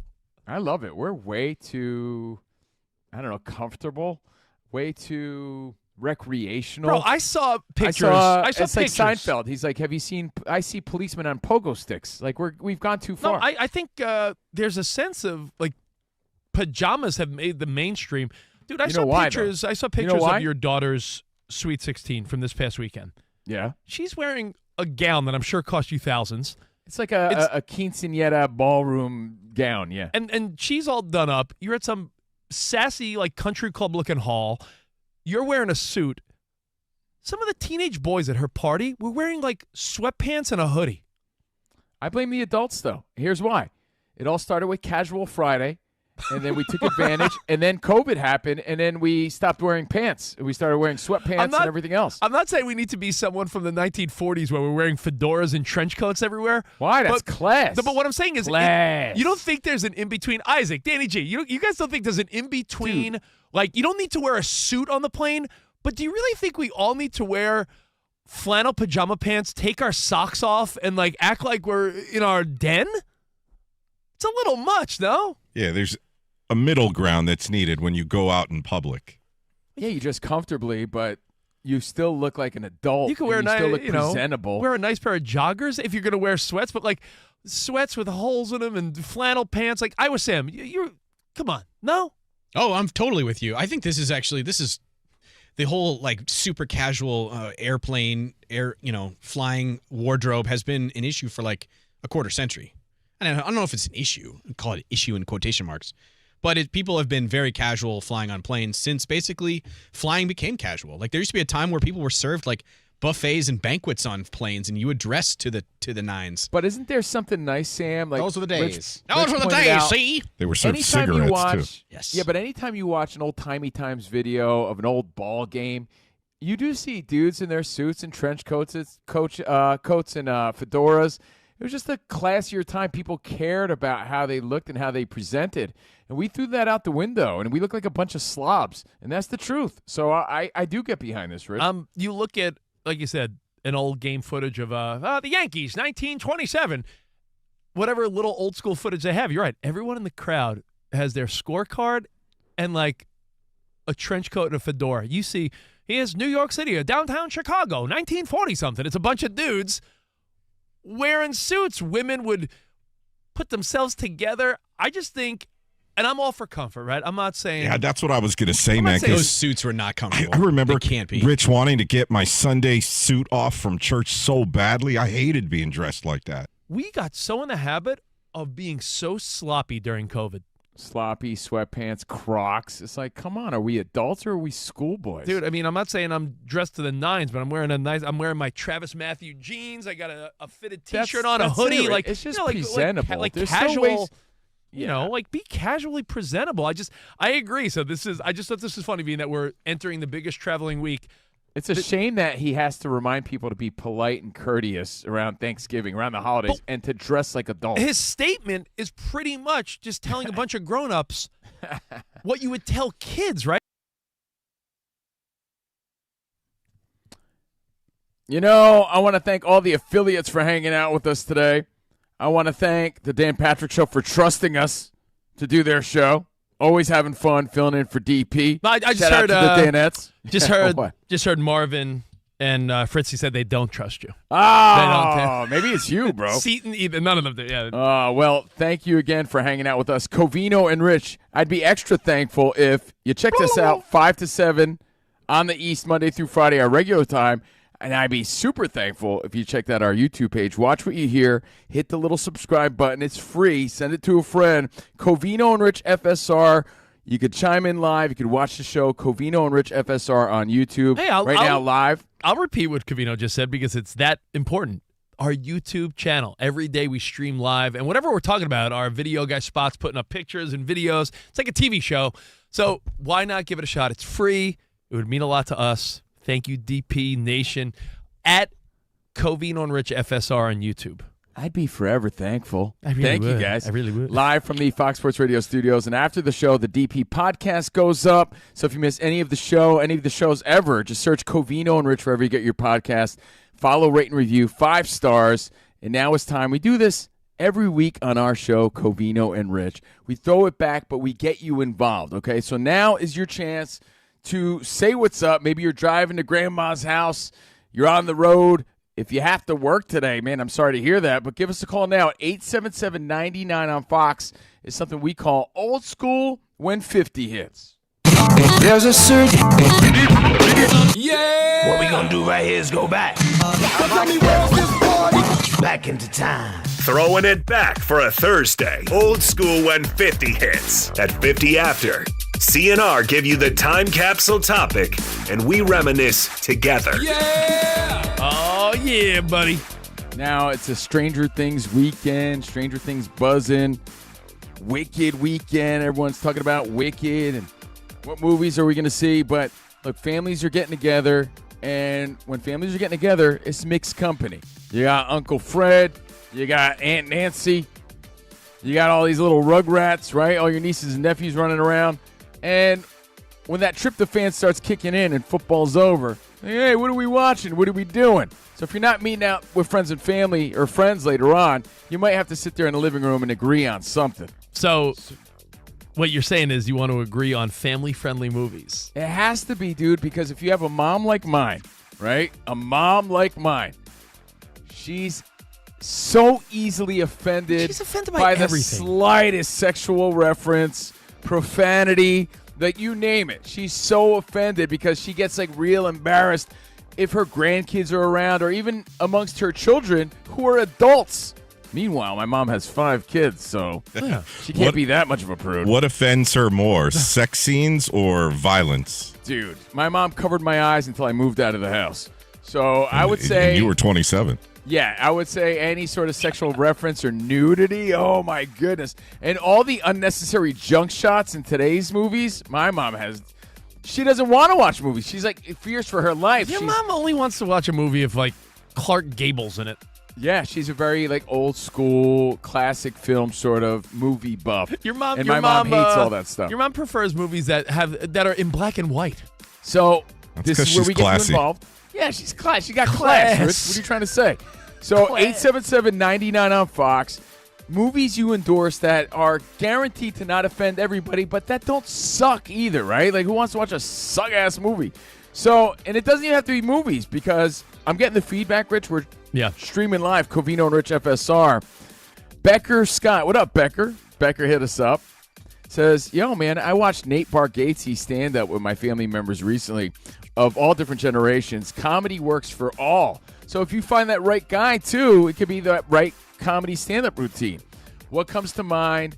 What's family-friendly and safe but doesn't stink? Sebastian's got a new special out. So does Kevin Hart. Kevin Hart could be offensive.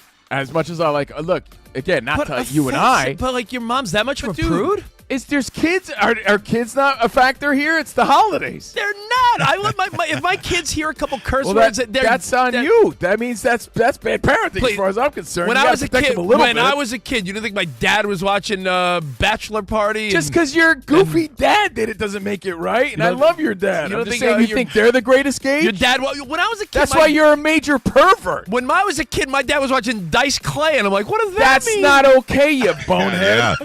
Yeah. Those are the nursery rhymes we should have grew up with? For comedy at Thanksgiving, my stepdad always would put Bill Cosby himself on. How'd that turn out? And by the way, you don't want like a family member to be offended, get their kids, put their coats on, like, we're getting out of here. All right, You're trying to keep it safe. It's the holidays. Now, every Thanksgiving. Now, Spot, you and your wife are joining our family tonight, right? Thanksgiving. That's correct. After the fixins, after the dessert. By the way, Danny J, if you want to swing by for dessert, we're there. Guess what we throw on every Thanksgiving night? Love Actually. You should be embarrassed. Love Actually. I get it, because guess what? I just saw the parade, right? And Santa came, dude, so the Christmas season has officially begun. Yeah.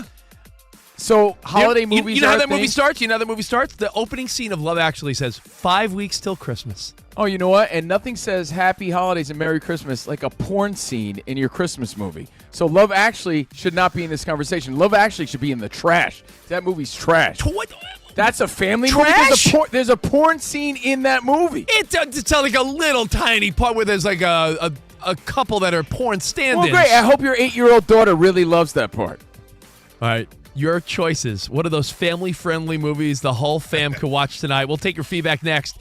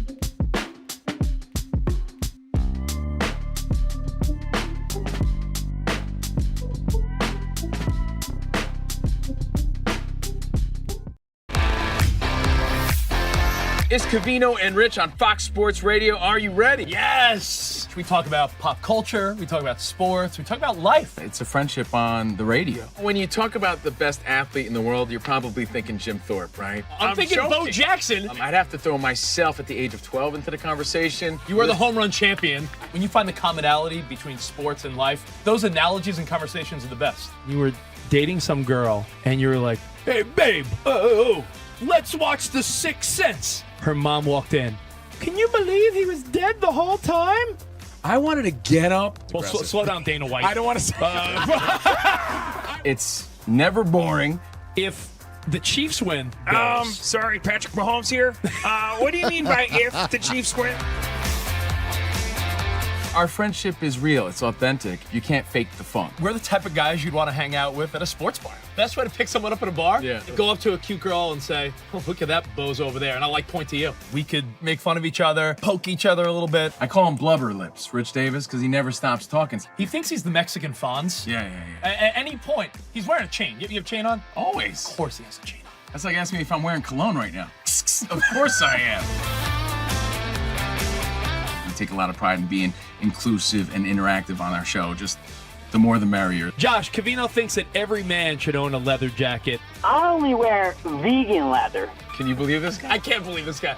We have a very special connection with our audience, our listeners. People feel that friendship. And I appreciate y'all so. I love it. It's all for you. Thank you. Mike Tyson, Covino, loves to just challenge us with random Mike Tyson trivia. Which accomplished celebrity purchased my sprawling Connecticut estate? I'm going to go 50 Cent. You are absolutely correct. 50 Cent. I love his song. You can't schedule a big event during can't. a big sports moment. My family member scheduled their wedding the same night as a Julio Cesar Chavez fight. Everyone was glued to that fight instead of doing the electric slide. This is weak. Unbelievable. You're very tricky.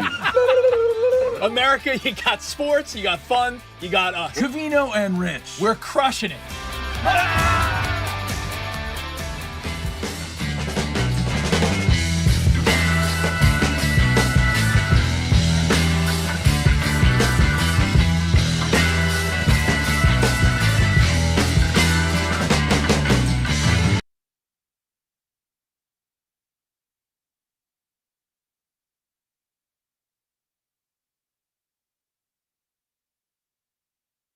It's the annual NFL Thanksgiving tripleheader on Thursday. An NFC North battle kicks things off as the 7-3-1 Packers call on the 7-4 Lions. That'll be followed by the Cowboys taking on the 6-5 Chiefs at Jerry World. Dallas 5-5-1 coming off that victory over the Eagles. At quarterback Dak Prescott understands they need to just keep looking ahead. Especially on the short week, you've got to move forward. You've got to get on your film. You've got to find a way to crunch 5 days into 2 days, 2.5, 3 days. Having to do this a bunch, I mean, everybody in the league does it. It's no foreign process, but you got to make sure you're locked into the details. The last thing you can do is be living on what you did last week. You're as good as what you did today and how you prepared. The final game of the day is the 6-5 Ravens hosting the 3-8 Bengals with Joe Burrow set to return for Cincinnati. 4-time Pro Bowl center Frank Ragnow reportedly coming out of retirement and coming back to the Lions. Free agent pitcher Dylan Cease reportedly agrees to a 7-year, $210 million deal with the Blue Jays. That's sports. I'm Frank Aaron.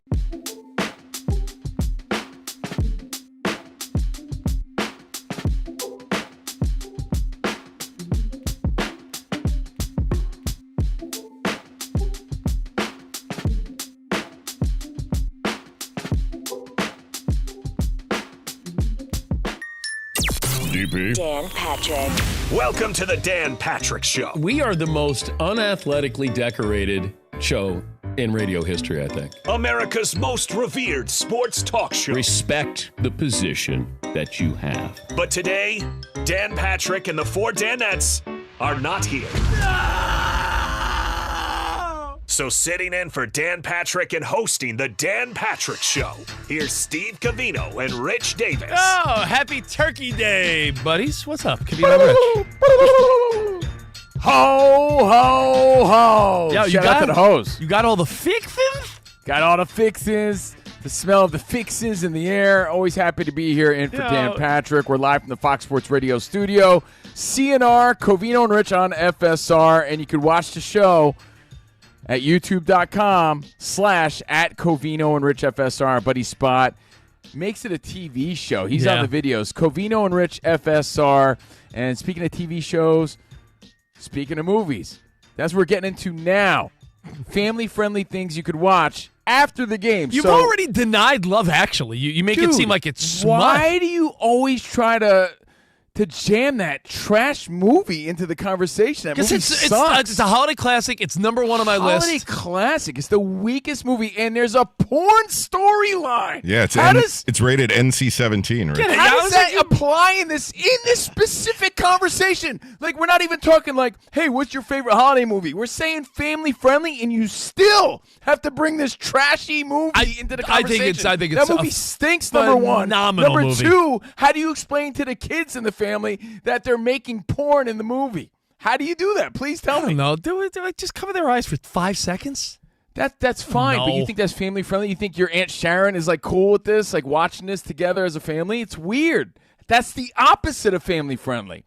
Even in this conversation where we're specifically trying to leave that out, you find a way to wedge in the weakest movie ever. That movie stinks to the high heavens. Love Actually stinks. So think about it. Wow, of course, you got the fun. Packers Lions, because that's not the point of the conversation. What are you going to watch? Some corny crap like March of the Wooden Soldiers or something? It's a great movie. Maybe you should check it out. Trash. Learn some history. Well, I'll tell you what. It wasn't on my list, but it should be. That's one of my favorites, March of the Wooden Soldiers. It's family friendly. Laurel and Hardy. Old-timey times. Hey, by the way, I'm glad you asked me, because I have a list, so I have some answers, Okay. and I have my own personal number one. Now, before you go over this whack-ass list of yours, can we agree on one thing? That the football games are going to be amazing? That all the games are going to be awesome. And can we agree on one other thing as well? Sure. You want your food to be succulent. Succulent. You want to, succulent? You know what you want to eat? You want to eat succulent? You want to eat Thanksgiving dinner with Jameis Winston. Listen to this guy describe his Thanksgiving. Man, my wife, man, she makes some kale, collard greens. Ooh. She got a little, her family from New Orleans, so she make a nice Creole dressing. Oh, Creole. It's unbelievable. And one of her cousins, her aunties, she always ship us some gumbo for us to start off the day with some gumbo. Gumbo app? So, man, it's a beautiful thing. Taysom Hill put me on this turkey. I'm typically a ham person, but Taysom Hill put me on this Uncle Ray's turkey. Uncle Ray! They ship this turkey right to your door. You pop that thing in the oven, and I'm talking about it is succulent. That thing is juicy, it's spicy. Oh my God, it's amazing. Ooh, man, I want some succulent, man. Succulent. You got to hit the T hard. Succulent.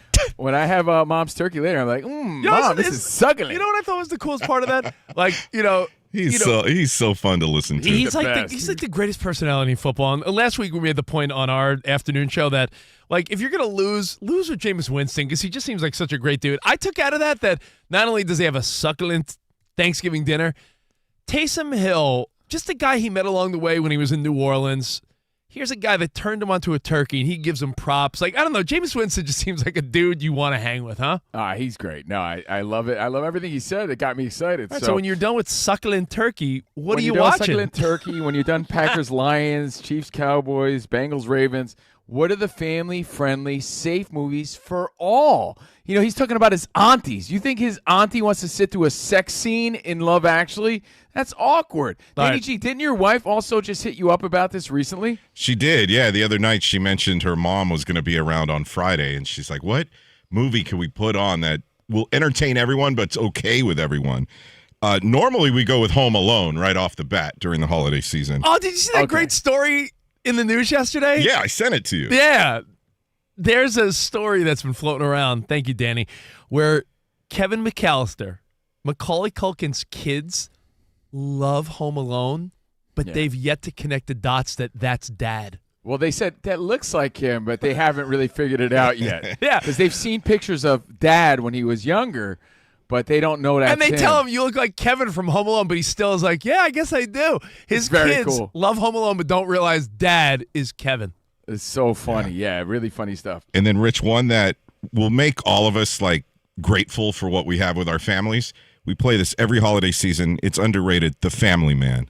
Oh, with Nick Cage. Yeah. Oh, dude, that's a great example. It's a great suggestion. But now we open it up to the Fox Sports Radio Nation. We're going to talk some fights in football if we have time. There's still lots of show to get to, but let's try to have a nice day where everyone could get along. All right. Right? After football, what are we watching? 877-99 on Fox. Be dialing. Hit us up at Covino and Rich on social media or our live YouTube chat, because Becker before said, well, it doesn't have to be a movie. He said Nate Bargatze, very family-friendly comedian that everybody can enjoy. I want to throw a few other names into that mix a little bit, and if I'm leaving anybody out, by all means. When I think of family-friendly comedians, I think of Fluffy for the Vatos Locos. Fluffy's very family-friendly nowadays. Okay. Maz Jobrani, he brings that Middle Eastern sort of family, funny vibe there. Sebastian Maniscalco, you mentioned before, a little edgy, but always family-friendly for the most part, family-oriented. And like we said, Nate Bargatze. IMDb put a list out, Rich. Do you want me just to run through them real quick? Of the top family-friendly movies now, like right now. Yeah, I mean, if you want to watch lame ass movies, go ahead. Yeah, let's hear. Dude, isn't that the point? What edgy movie are you watching with Uncle Frank and the little kids and your nieces and nephews? Do you want to watch some R-rated movie? I don't get it. Isn't that the whole point? So that means your pornographic movie called Love Actually, which sucks anyway, doesn't apply in this conversation. All right, I got one. It just started streaming on Netflix, and they're new to Netflix as far as holiday classics. Available on Netflix right now is Daddy's Home and Daddy's Home 2. You just took my number one answer. Are you serious? Completely vouch for those. Yeah, but you don't think they're if you know by your gauge, they're battle tested. They're battle tested. I watched these on eggshells with my mom because, again, she could ruin the holiday.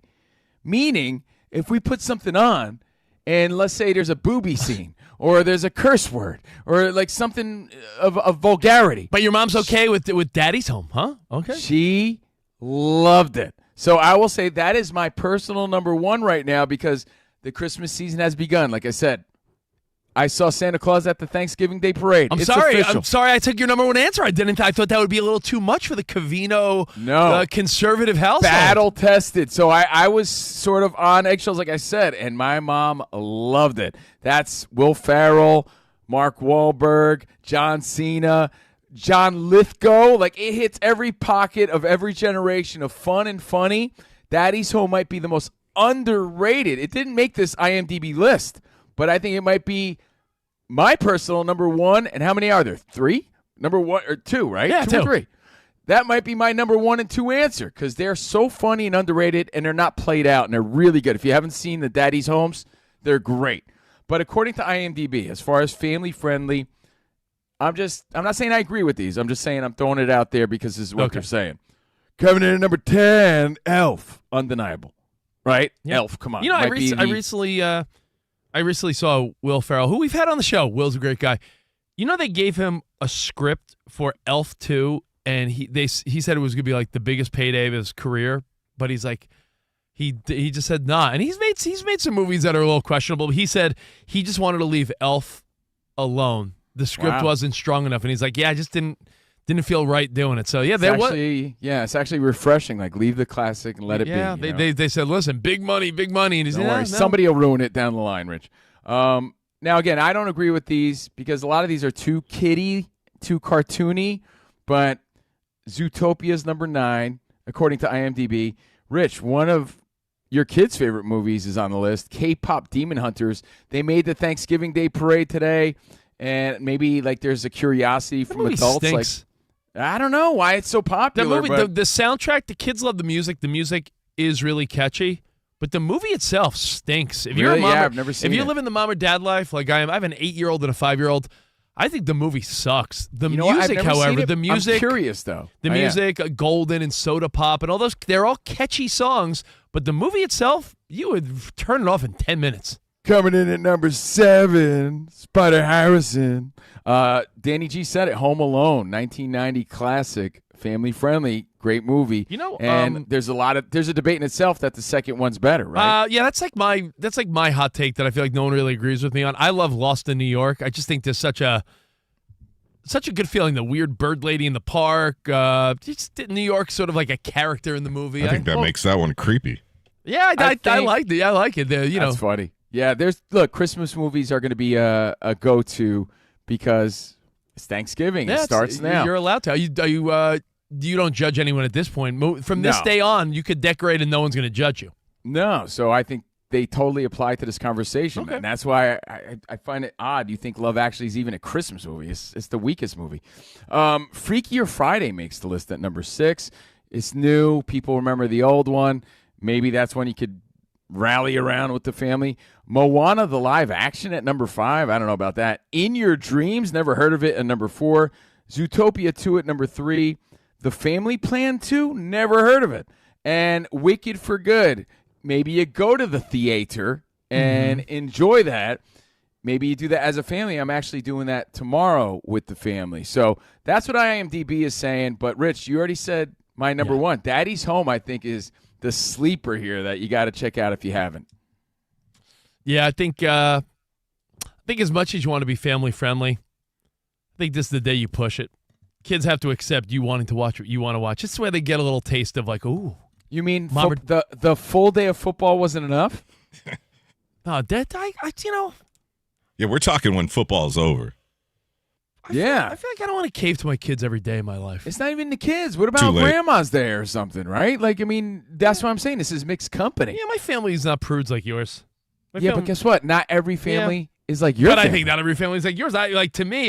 But I don't think it's appropriate to watch some of these movies around children either. You know what's really funny? Know what I think is an underrated Christmas movie? Adults I don't care about, Rich. If you're going to be offended and you're an adult, that's on you. You're a weirdo. I get it. But there's also kids there and other people's kids. You don't make the call on what's appropriate for other people's kids. I'm sorry to break the news to you. It's your house. It's your dojo. It's your castle. Your Mojo Casa Dojo house, whatever you call it. But that doesn't give you the right to put porn on. Porn? Yes. There's porn in Love Actually. No. For other people's kids to see. No. Yes, there is. There's nudity. All right, is there not nudity in it? Are they not filming a porn scene in that scene? I think there's like a left boob. And that screams like, let's celebrate the Christmas season?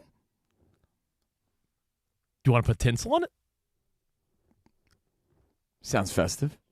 I got a movie, underrated movie. You're gonna say it's 2. You're gonna say it's rated R. No thanks. I think it's great. I saw it last year for the first time in like maybe 5+ years. But I think it's got to be an annual watch. 4 Christmases with Vince Vaughn and Reese Witherspoon.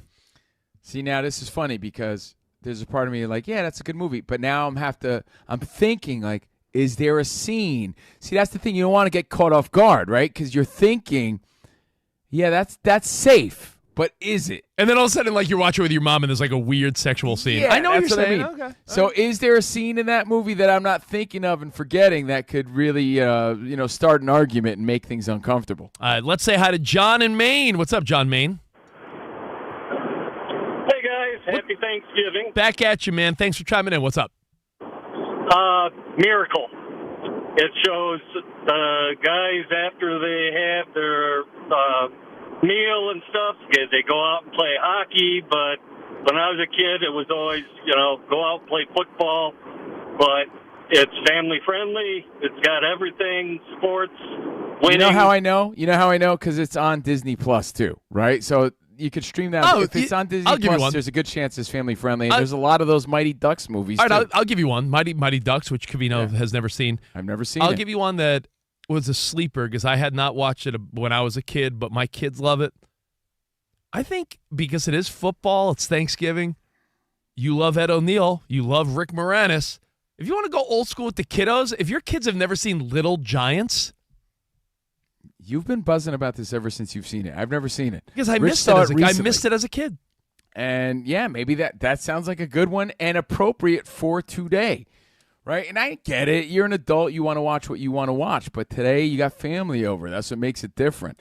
And that one's foolproof. That one's a totally appropriate movie for today that I think everybody probably would like. Planes, Trains, all the pockets. Planes, Trains, and Automobiles is going to be on most people's list because it's considered the one real Thanksgiving movie. Hold on, dude. Do you know that we played the opening scene or the scene with Steve Martin when he's getting his rental car? Yeah. We played that on our Patreon yesterday. Yeah. You realize how vulgar that scene is, right? When other mixed company are around.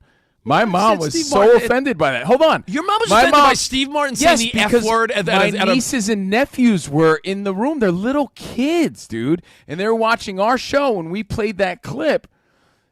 I don't think you realize how many F-bombs are dropped in that scene. I think you're very conservative. 37. In your ways. Or you're just extra liberal about what's okay for little kids to hear around the holidays. My kids know what bad words are. They just know not to say them. You know, my kids think stupid's a bad word. They're like, you said the S word. I'm like, did I? They're like, yes. Dude, we're adults. As much as I love and loved when I was younger, Planes, Trains, and Automobiles, you think that's appropriate for little kids to see? Steve Martin? And if you can't recall Steve Martin being that vulgar, watch that around kids. I mean, you know why you were upset? You know why you were like obsessed with boobs when you were when I first met you? It's called being respectful to other people. Danny G might be stopping by. You're gonna say what's okay for his kids to see and hear? Listen, Cohen just got off the boob recently, right? So he's Dude, he's like a parrot, though. He repeats everything. But I will say though. I said the other day, I said, "Son of a biscuit," because I'm always trying to edit myself, and he repeated that. I'm like, he's nah. like biscuit. Yeah, I know. I'm like, you know, I just feel like you shelter your kids too much, and they become, dude, that's a total conversation for another day. All right. This is a very specific conversation. It seems like you have no gauge. I don't think I do. That's Maybe the I'm point. a wild man. The point is, that's a great movie, but hold on, because that might offend somebody. You got mixed company at the house. Man, if Rich had been my dad, I could have watched Bachelor Party when I was a little kid. Hey, son, put on Wedding Crashers. Dad, I'm 5. Who cares? All right, Sean in Sacramento. My dude, what's up, Sean? Happy Thanksgiving. Yo, happy Thanksgiving to my entire Rack Pack, man. Blessed to hear y'all this morning, man. Thankful for live radio. Y'all fellas always pulling that double shift for DP, man. Yo, thank you, man. Yo, Sean, thank you, man. We got to hang when we're in Sacramento. We got to meet Sean. What's up, man? Hey, next time you guys are out here for an A's game, instead of just watching the A's get whooped by 30 points, come out here, man. We'll go to a couple gentlemen's clubs, get a couple shots, do our thing. But I will. Covino seems like that's not up his alley. Covino wants to go to church. Sean. Hold on. Rich is a total bonehead. I love him. And that's the beauty of sports, too, right? Because sports, it's a safe space. Everybody can watch and enjoy, and that's why we're excited about the football games. But do you think we could play the car rental scene here on Fox Sports Radio from Planes, Trains, Automobiles? Can we play that scene on Fox Sports Radio? The answer is no. Oh, okay. Do you know why? Because it's not appropriate, you bonehead. The FCC won't allow it. I'm with you, Covino. Look, I grew up in a super Catholic household, so we had two different piles, man. The teenage room pile, where you go in there and you watch your Porkies, your Showgirls, whatever the teenage kids and older kids want to watch. And then on the other side, everything you guys already named, man. Home Alone 2. You might even throw in a little bit of maybe Soul Food, a nice little family movie where all the aunties, the tias, the tios, everybody that's over the age of 40 and up who clutches their pearls every time they see a little left boob. That's for them, man. And that's my mom. You nailed it, dude. And by the way, this might be a conversation that exposes that your gauge may be totally off. I think it is. A la Rich Davis. I think it is. I think my gauge is off. I think it is too. And that doesn't mean that every adult listening wants to watch some kiddie Moana live action movie. But you have to keep in mind that certain things aren't appropriate for the kids or your auntie. Evan in L.A., Los Angeles. What's up, buddy?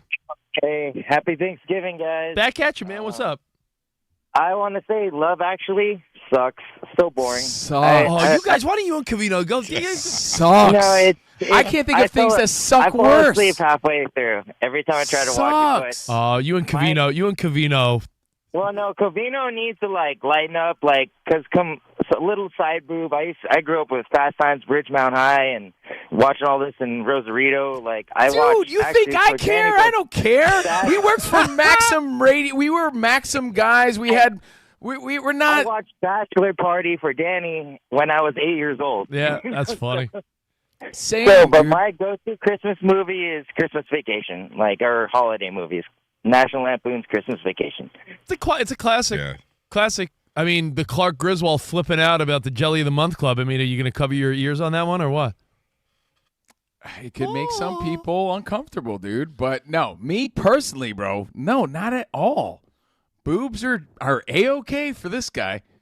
But around mom and grandma and other kids and things like that, that's why we're having this conversation. You guys are only talking about side boobs, but what about the science fiction fans out there? Because trust me, there are a lot of households where violence is the thing.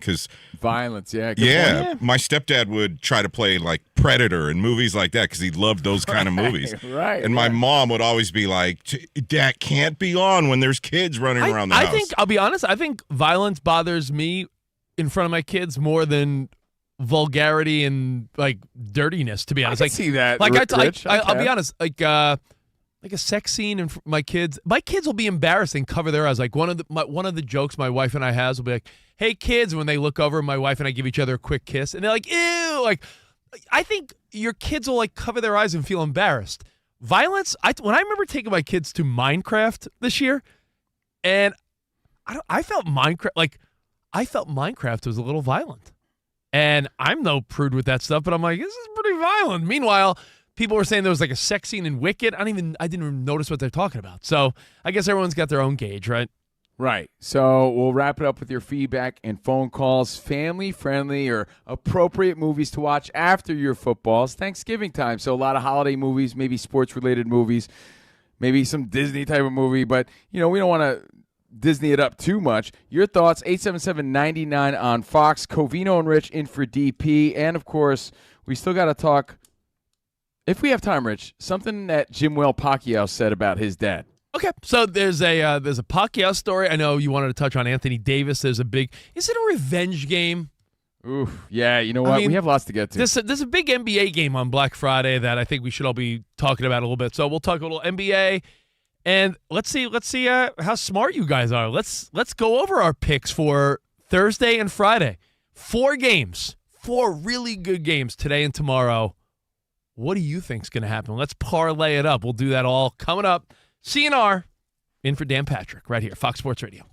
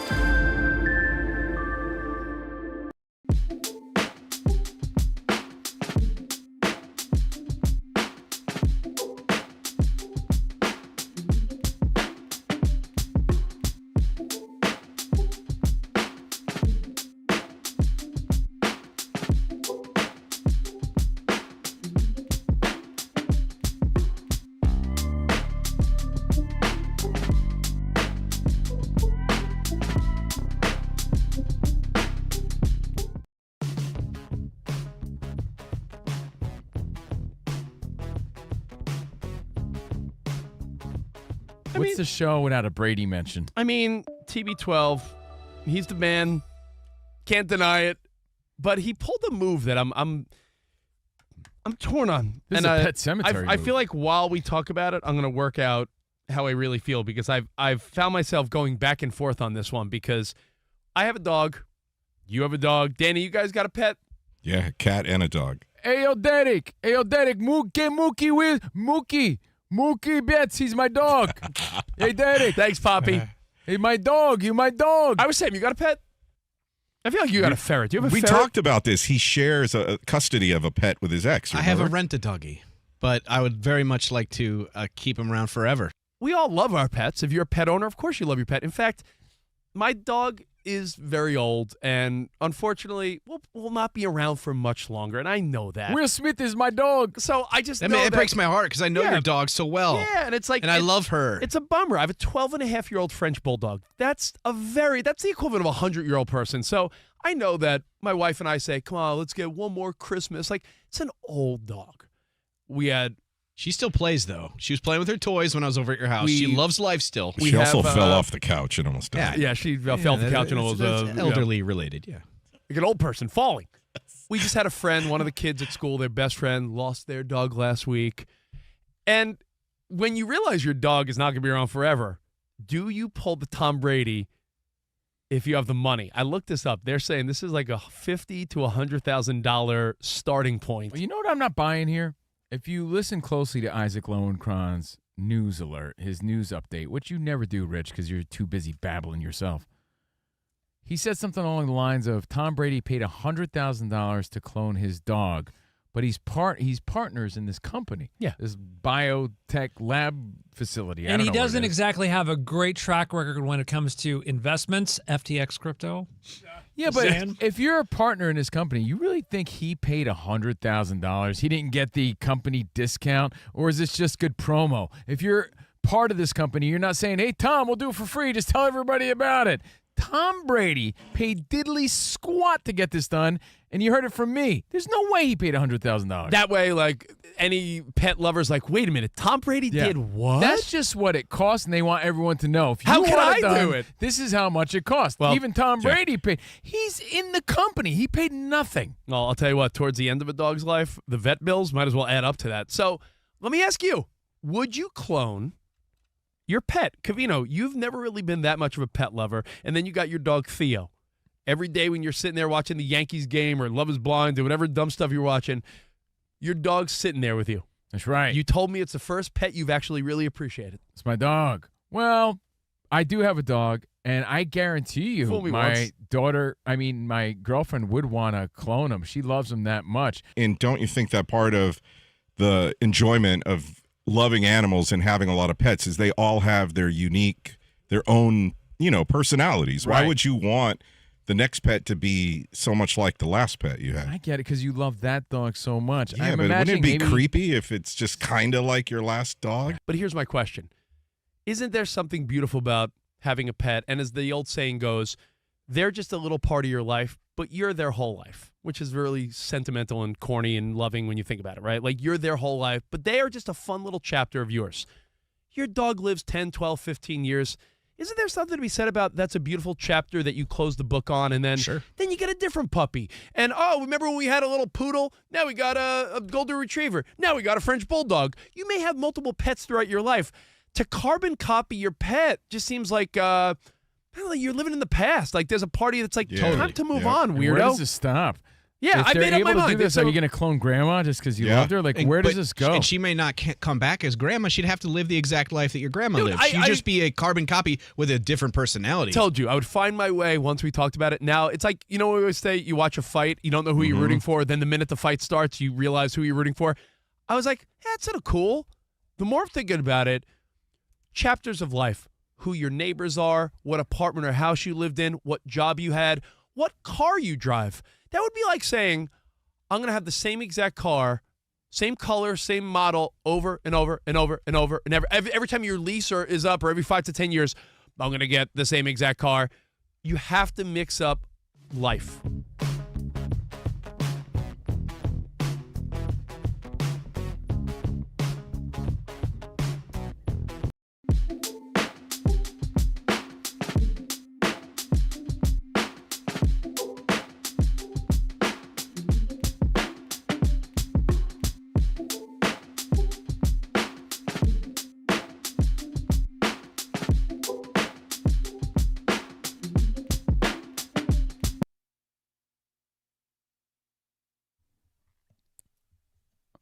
I want to thank Danny G for super producing, Mark Ramsey for hanging with us today on the ones and twos, and the Fox Sports Radio Nation for being the best. Oh. Thank you, Dan Patrick Show, the DNS. Thank you, Larry. Covino and Rich on Fox Sports Radio. We're on 5 to 7 Monday through Friday. Covino and Rich, everything at Covino and Rich, and we're streaming live on YouTube, Covino and Rich FSR. Are you For over 40 years? Are Yes. you just going to ignore like one of the best Christmas songs in the background from Love Trash. Actually? You have no gauge. You have NACE. Do you know what NACE is? What's NACE? No taste. For over 40 years, Tire Rack's been helping customers find the right tires for how, what, and where they drive. Ship fast and free, backed by free road hazard protection with convenient installation options like mobile tire installation. TireRack.com, like tire buying should be. Like, the fact that you think this is a good movie says it all. You have great sports takes. You have great fandom. You're a great guy. When it comes to movie and music, oof. We're wrapping up the conversation. Oh, is that why you you just did that read because you don't think people will trust my reads because Yeah. I just have such bad taste? If you think certain things are appropriate, you're wrong for this particular day in mixed company. All right. What movies are you watching after the football games? If you go to our live chat, Rich, Covino and Rich FSR on YouTube, this nails it. K Munch 22 says, we tend to forget some things are as bad as they are. You're used to seeing them on cable or you're just watching them by yourself. When you see through the eyes of other people, mixed company and children, you realize that some of these things aren't appropriate, right? So that's kind of what we're getting at here. Like Becker says, I watched Spaceballs with my 9-year-old daughter. I forgot how vulgar that movie is. Like, you as an adult, you don't care. We watch things. We love it. But when you see kids react, so we're trying to figure out and wrap up this conversation of, what's safe for everybody?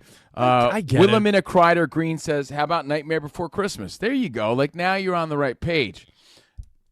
I'm not going to argue you on holiday family favorites.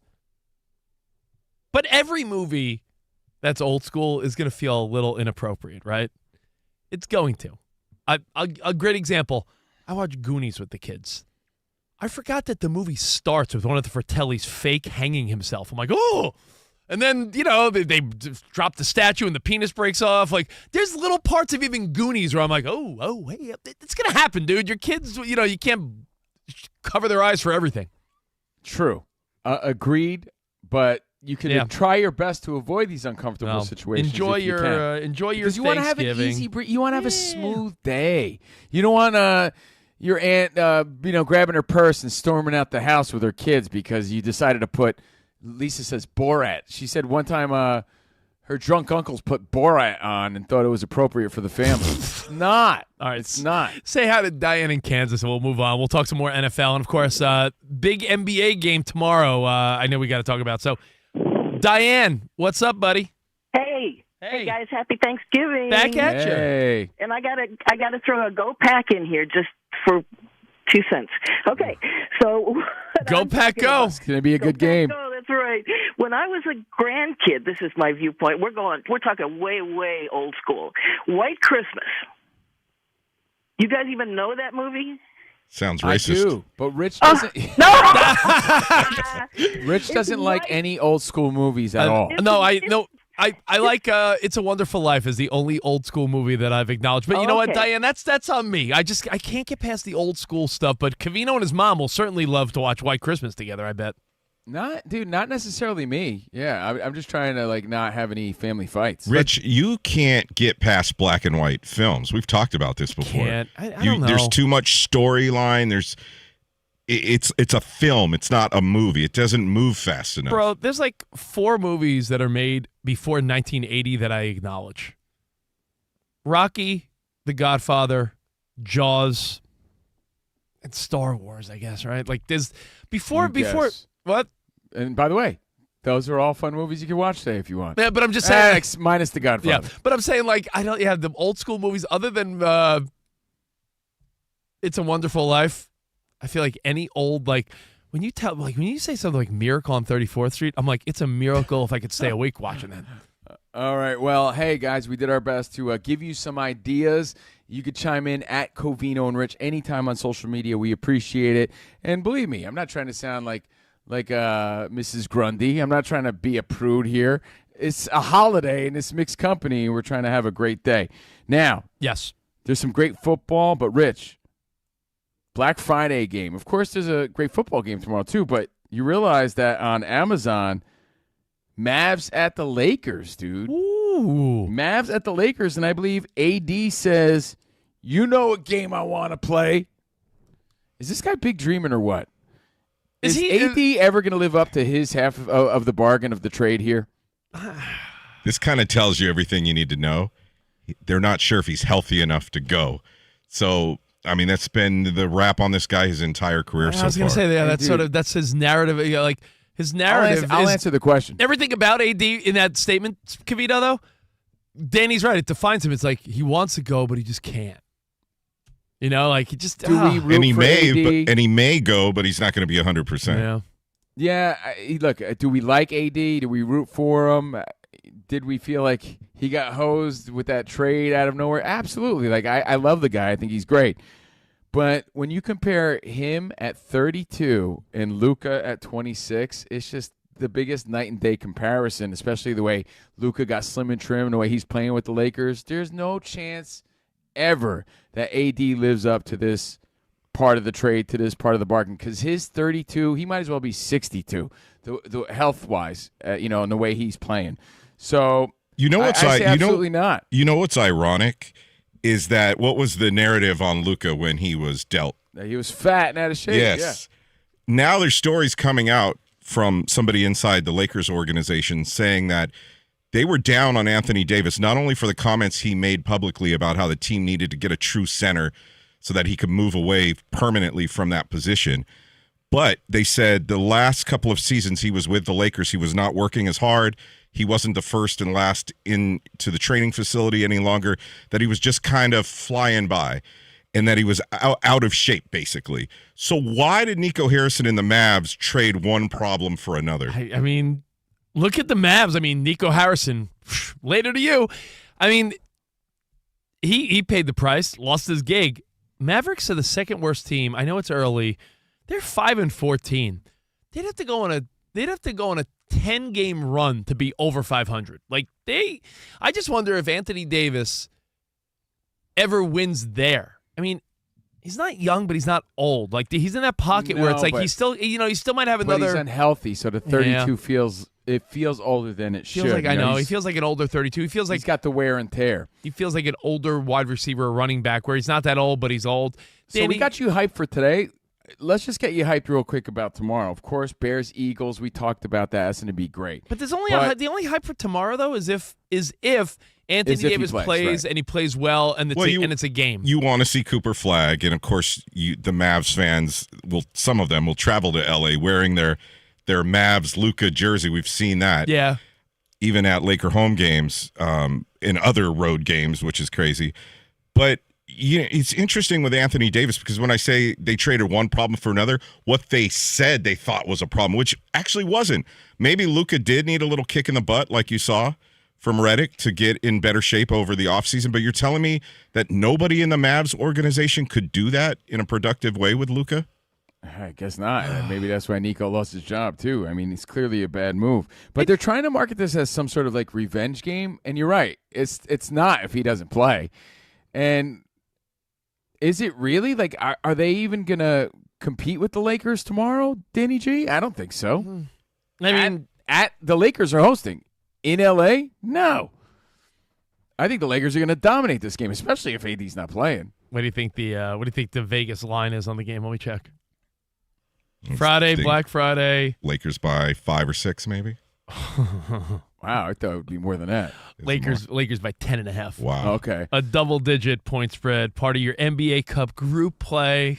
Yeah, they're vibing, and you got to realize Luka wants to step it up. We're like, revenge game for AD. Or how about Luka wants to shove it in their face like extra hard again? So, and the way they're gelling, like Magellan, nah, man, this is no revenge game. And I don't say this like with any sense of pride or anything. I don't think AD will ever live up to that. It's unfair. It was unfair to him to begin with. You know, when you go through a breakup, I love to compare everything to relationships. It's my crutch, I admit. But I mean, Life imitates sports sometimes. Yeah, I Is feel that like how the saying goes? I feel like sports and life and relationships, it's all really the same, right? It is. It's all relationships. You go through a breakup, right? And that's essentially what a trade like that is. The Lakers, they broke up with Anthony Davis, and the what did the Mavs say? Luka, you're too fat. We're not dating you anymore. So you go through a, quote, breakup, and some people immediately, you see them on Instagram, they got a new partner, new boyfriend or girlfriend. It's like, oh, my God, happier than I've ever been. And Luka's that guy. Luka's the person that's like, yo, happier than I've ever been. He's with Austin Reeves and LeBron. It's like, man, Luka won the breakup. First thing they usually do, Rich, is get a new gym pass. Oh, yeah. And you know what? Luka did exactly what we all do after a breakup. He's dropping thirst traps on social media. Luka, in the form of 60-plus points tomorrow. You'll see. Luka got in shape, posed for a men's magazine, and now he's like winning with his new girlfriend, essentially. Singling and mingling. Yo, so Luka won the breakup. Anthony Davis, this might not be the long-term girlfriend in Dallas. Do we think it's possible that in a year from now there's a trade, a new signing or something where maybe Anthony Davis actually becomes a factor for another team that's more in contention? Like, what if Anthony Davis is the missing piece for someone else, and then that's his payoff? Like, the next person... It'd be nice for him. And I do like his attitude, too, that he wants this game and he wants to play, and, he's quoting, talking a big game and hyping it up. I do love his attitude toward the whole thing. No hate on him. What if his happy ending isn't with the new team now? What if Anthony Davis in a year or so from now is traded, or there's like some type of move made where they've talked about? There's rumors that they were thinking. Yeah, there's world of fake articles. I don't know, but there have been rumors of they want to dish him. No. I don't know. To it. What we've been reading online is the Mavs aren't really into it, but all these articles are coming out saying, what are the 3 best teams for AD to be traded to? Yep. Here's the question about Anthony Davis. Will he be fired up the way Luka was during the offseason to truly get into top athletic shape? I think if it's not for the Mavericks, yes. I know that sounds like, you're a pro, you should be fired up no matter where you play, but I think if there was a situation that Anthony Davis could be injected into where he's a real factor for a team that has a chance, I think the story's not written yet. I wouldn't, as of right now, Luka and the Lakers nobody's won. rooting against that. Yeah. Yeah. All right. Well, hey, your thoughts on that? And we got next a real quick thought on Manny Pacquiao. His son, Jimwell Pacquiao, makes his debut this weekend. We talked to him about his dad, about everything. So just a quick thought about Pacquiao, and we'll do our picks for all the sweet games today and tomorrow, Thanksgiving and Black Friday, next right here on Covino and Rich.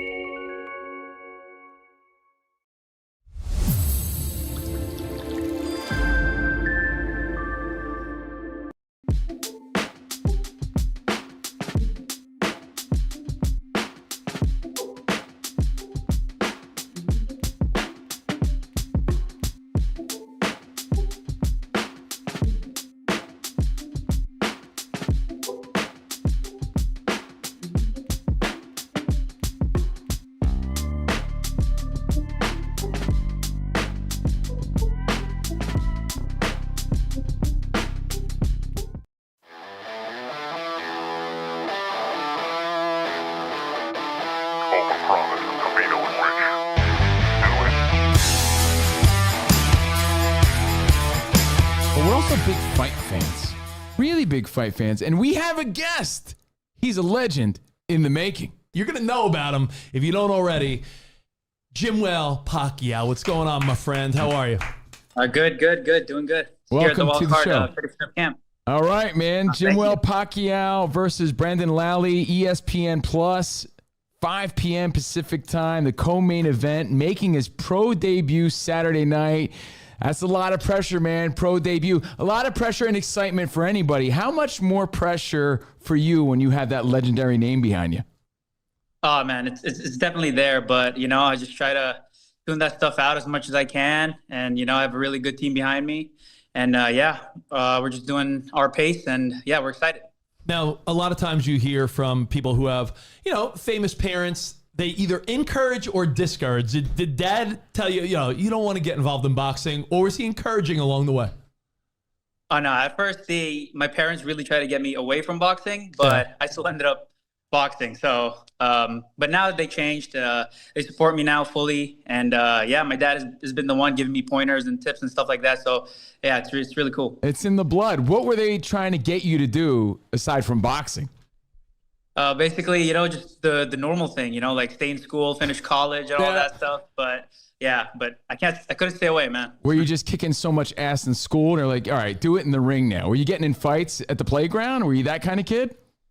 No, it was more because I got invited to train, and most of it was just in the gym, man. I fell in love with the sport. I started sparring and stuff like that. Fell in love with it, and here I am. Let me ask you this: in the boxing world, we're seeing sort of a hybrid of legit boxing and some of these spectacle fights. You gonna be watching the Jake Paul and Anthony Joshua next month or what? Yeah, if it's boxing, if it's any type of fighting, I do love to watch. So I'm gonna be watching for sure. You think he has a chance against AJ, Anthony Joshua, Jake Paul? What do you think? No, zero. That's AJ all the way for sure. Agreed. And speaking of future fights, because then I want to talk about your fight too in the preparation, but there's a few future fights in the works. Your Manny Pacquiao promotions, December 6th, you got Pitbull Cruz and Lamont Roach. Who do you got on that card? That's a good fight. I'm supporting our guy, of course. Pitbull Cruz, he's tough, he's strong, and we've seen him battle in person. He's unbelievable. Pitbull Cruz is great, and I'm rooting for him too. But Lamont Roach, man, he fought Tank real tough. So I think it's going to be a battle. You're going to be at the fight, I imagine, right? How is it for you? I don't know yet. We'll see, because I do have a newborn, so that's true. I don't know if I'll be there at the fight, but I'll be watching. Your whole childhood has probably been just going to fights all the time, I imagine, right? So you don't really need to go to all these fights. Yeah. Growing up, every time my dad fought, we'd always be watching, pay-per-view and stuff like that. Was that nerve-wracking for you as a kid, or was that just everyday life? Oh no, as we got closer, it's definitely nerve-wracking, especially on the day of the fight. The nerves are there. Yeah. And I got to ask you about this, since we're talking about Jake Paul and Lamont Roach and Pitbull Cruz. A lot of rumors about your dad Manny and Floyd Mayweather too. A lot of you're on social media. You have a big presence on social media, by the way. There's rumors that you're concerned about Dad fighting again. Is that true?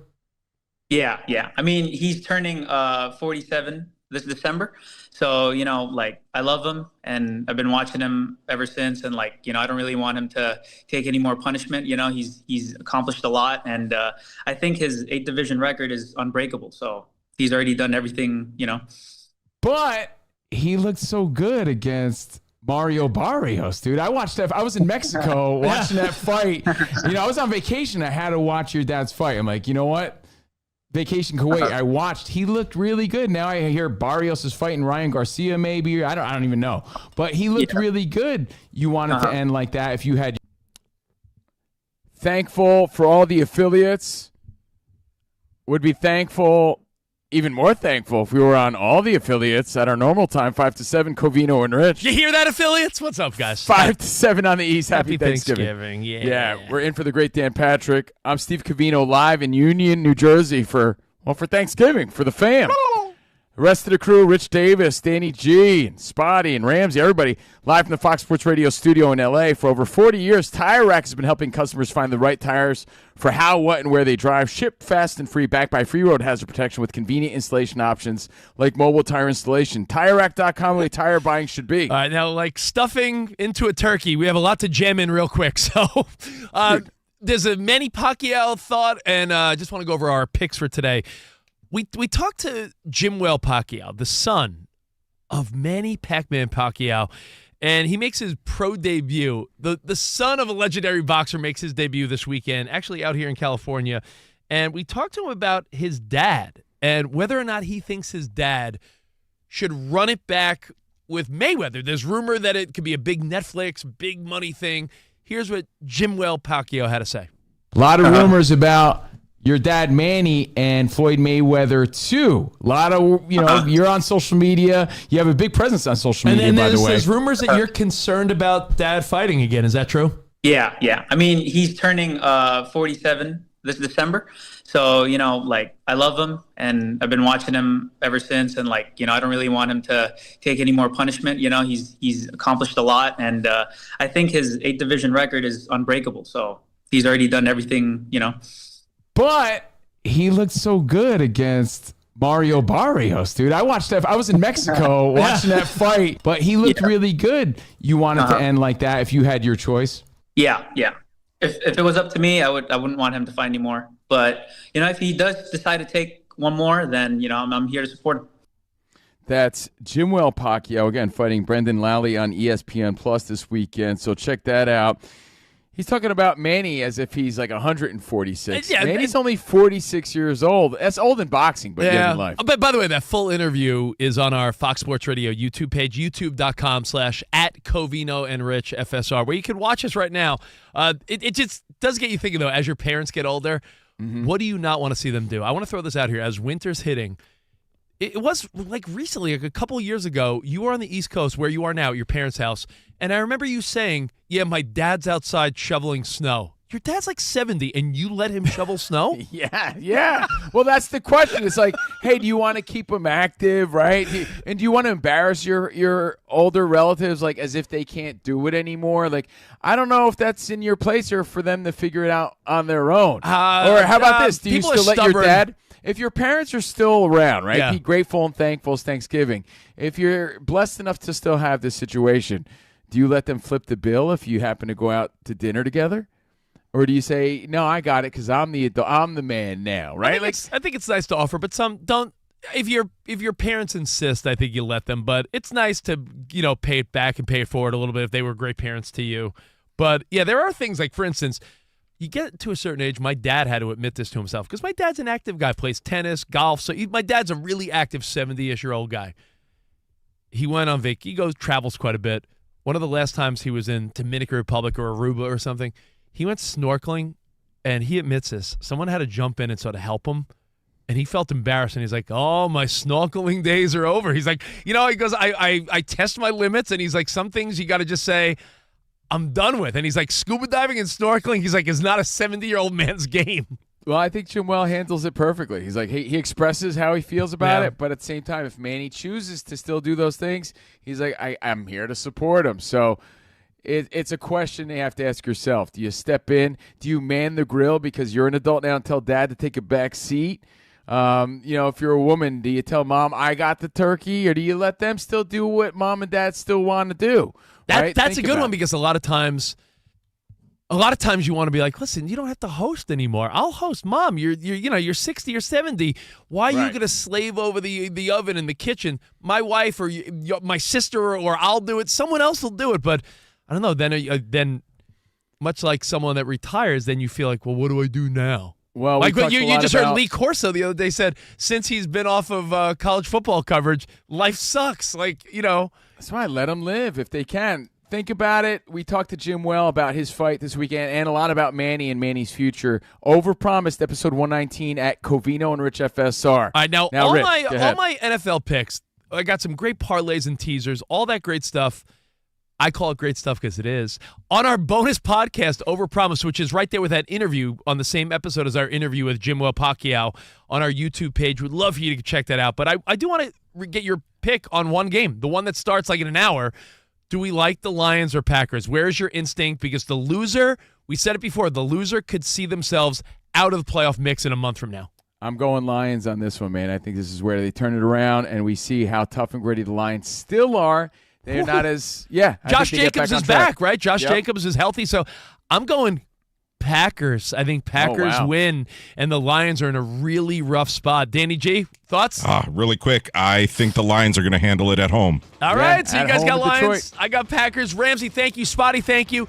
Have a happy Thanksgiving, everyone. At Covino Rich, thanks for letting us film for DP. Arrivederci, baby. See you in the promised land. Happy Thanksgiving.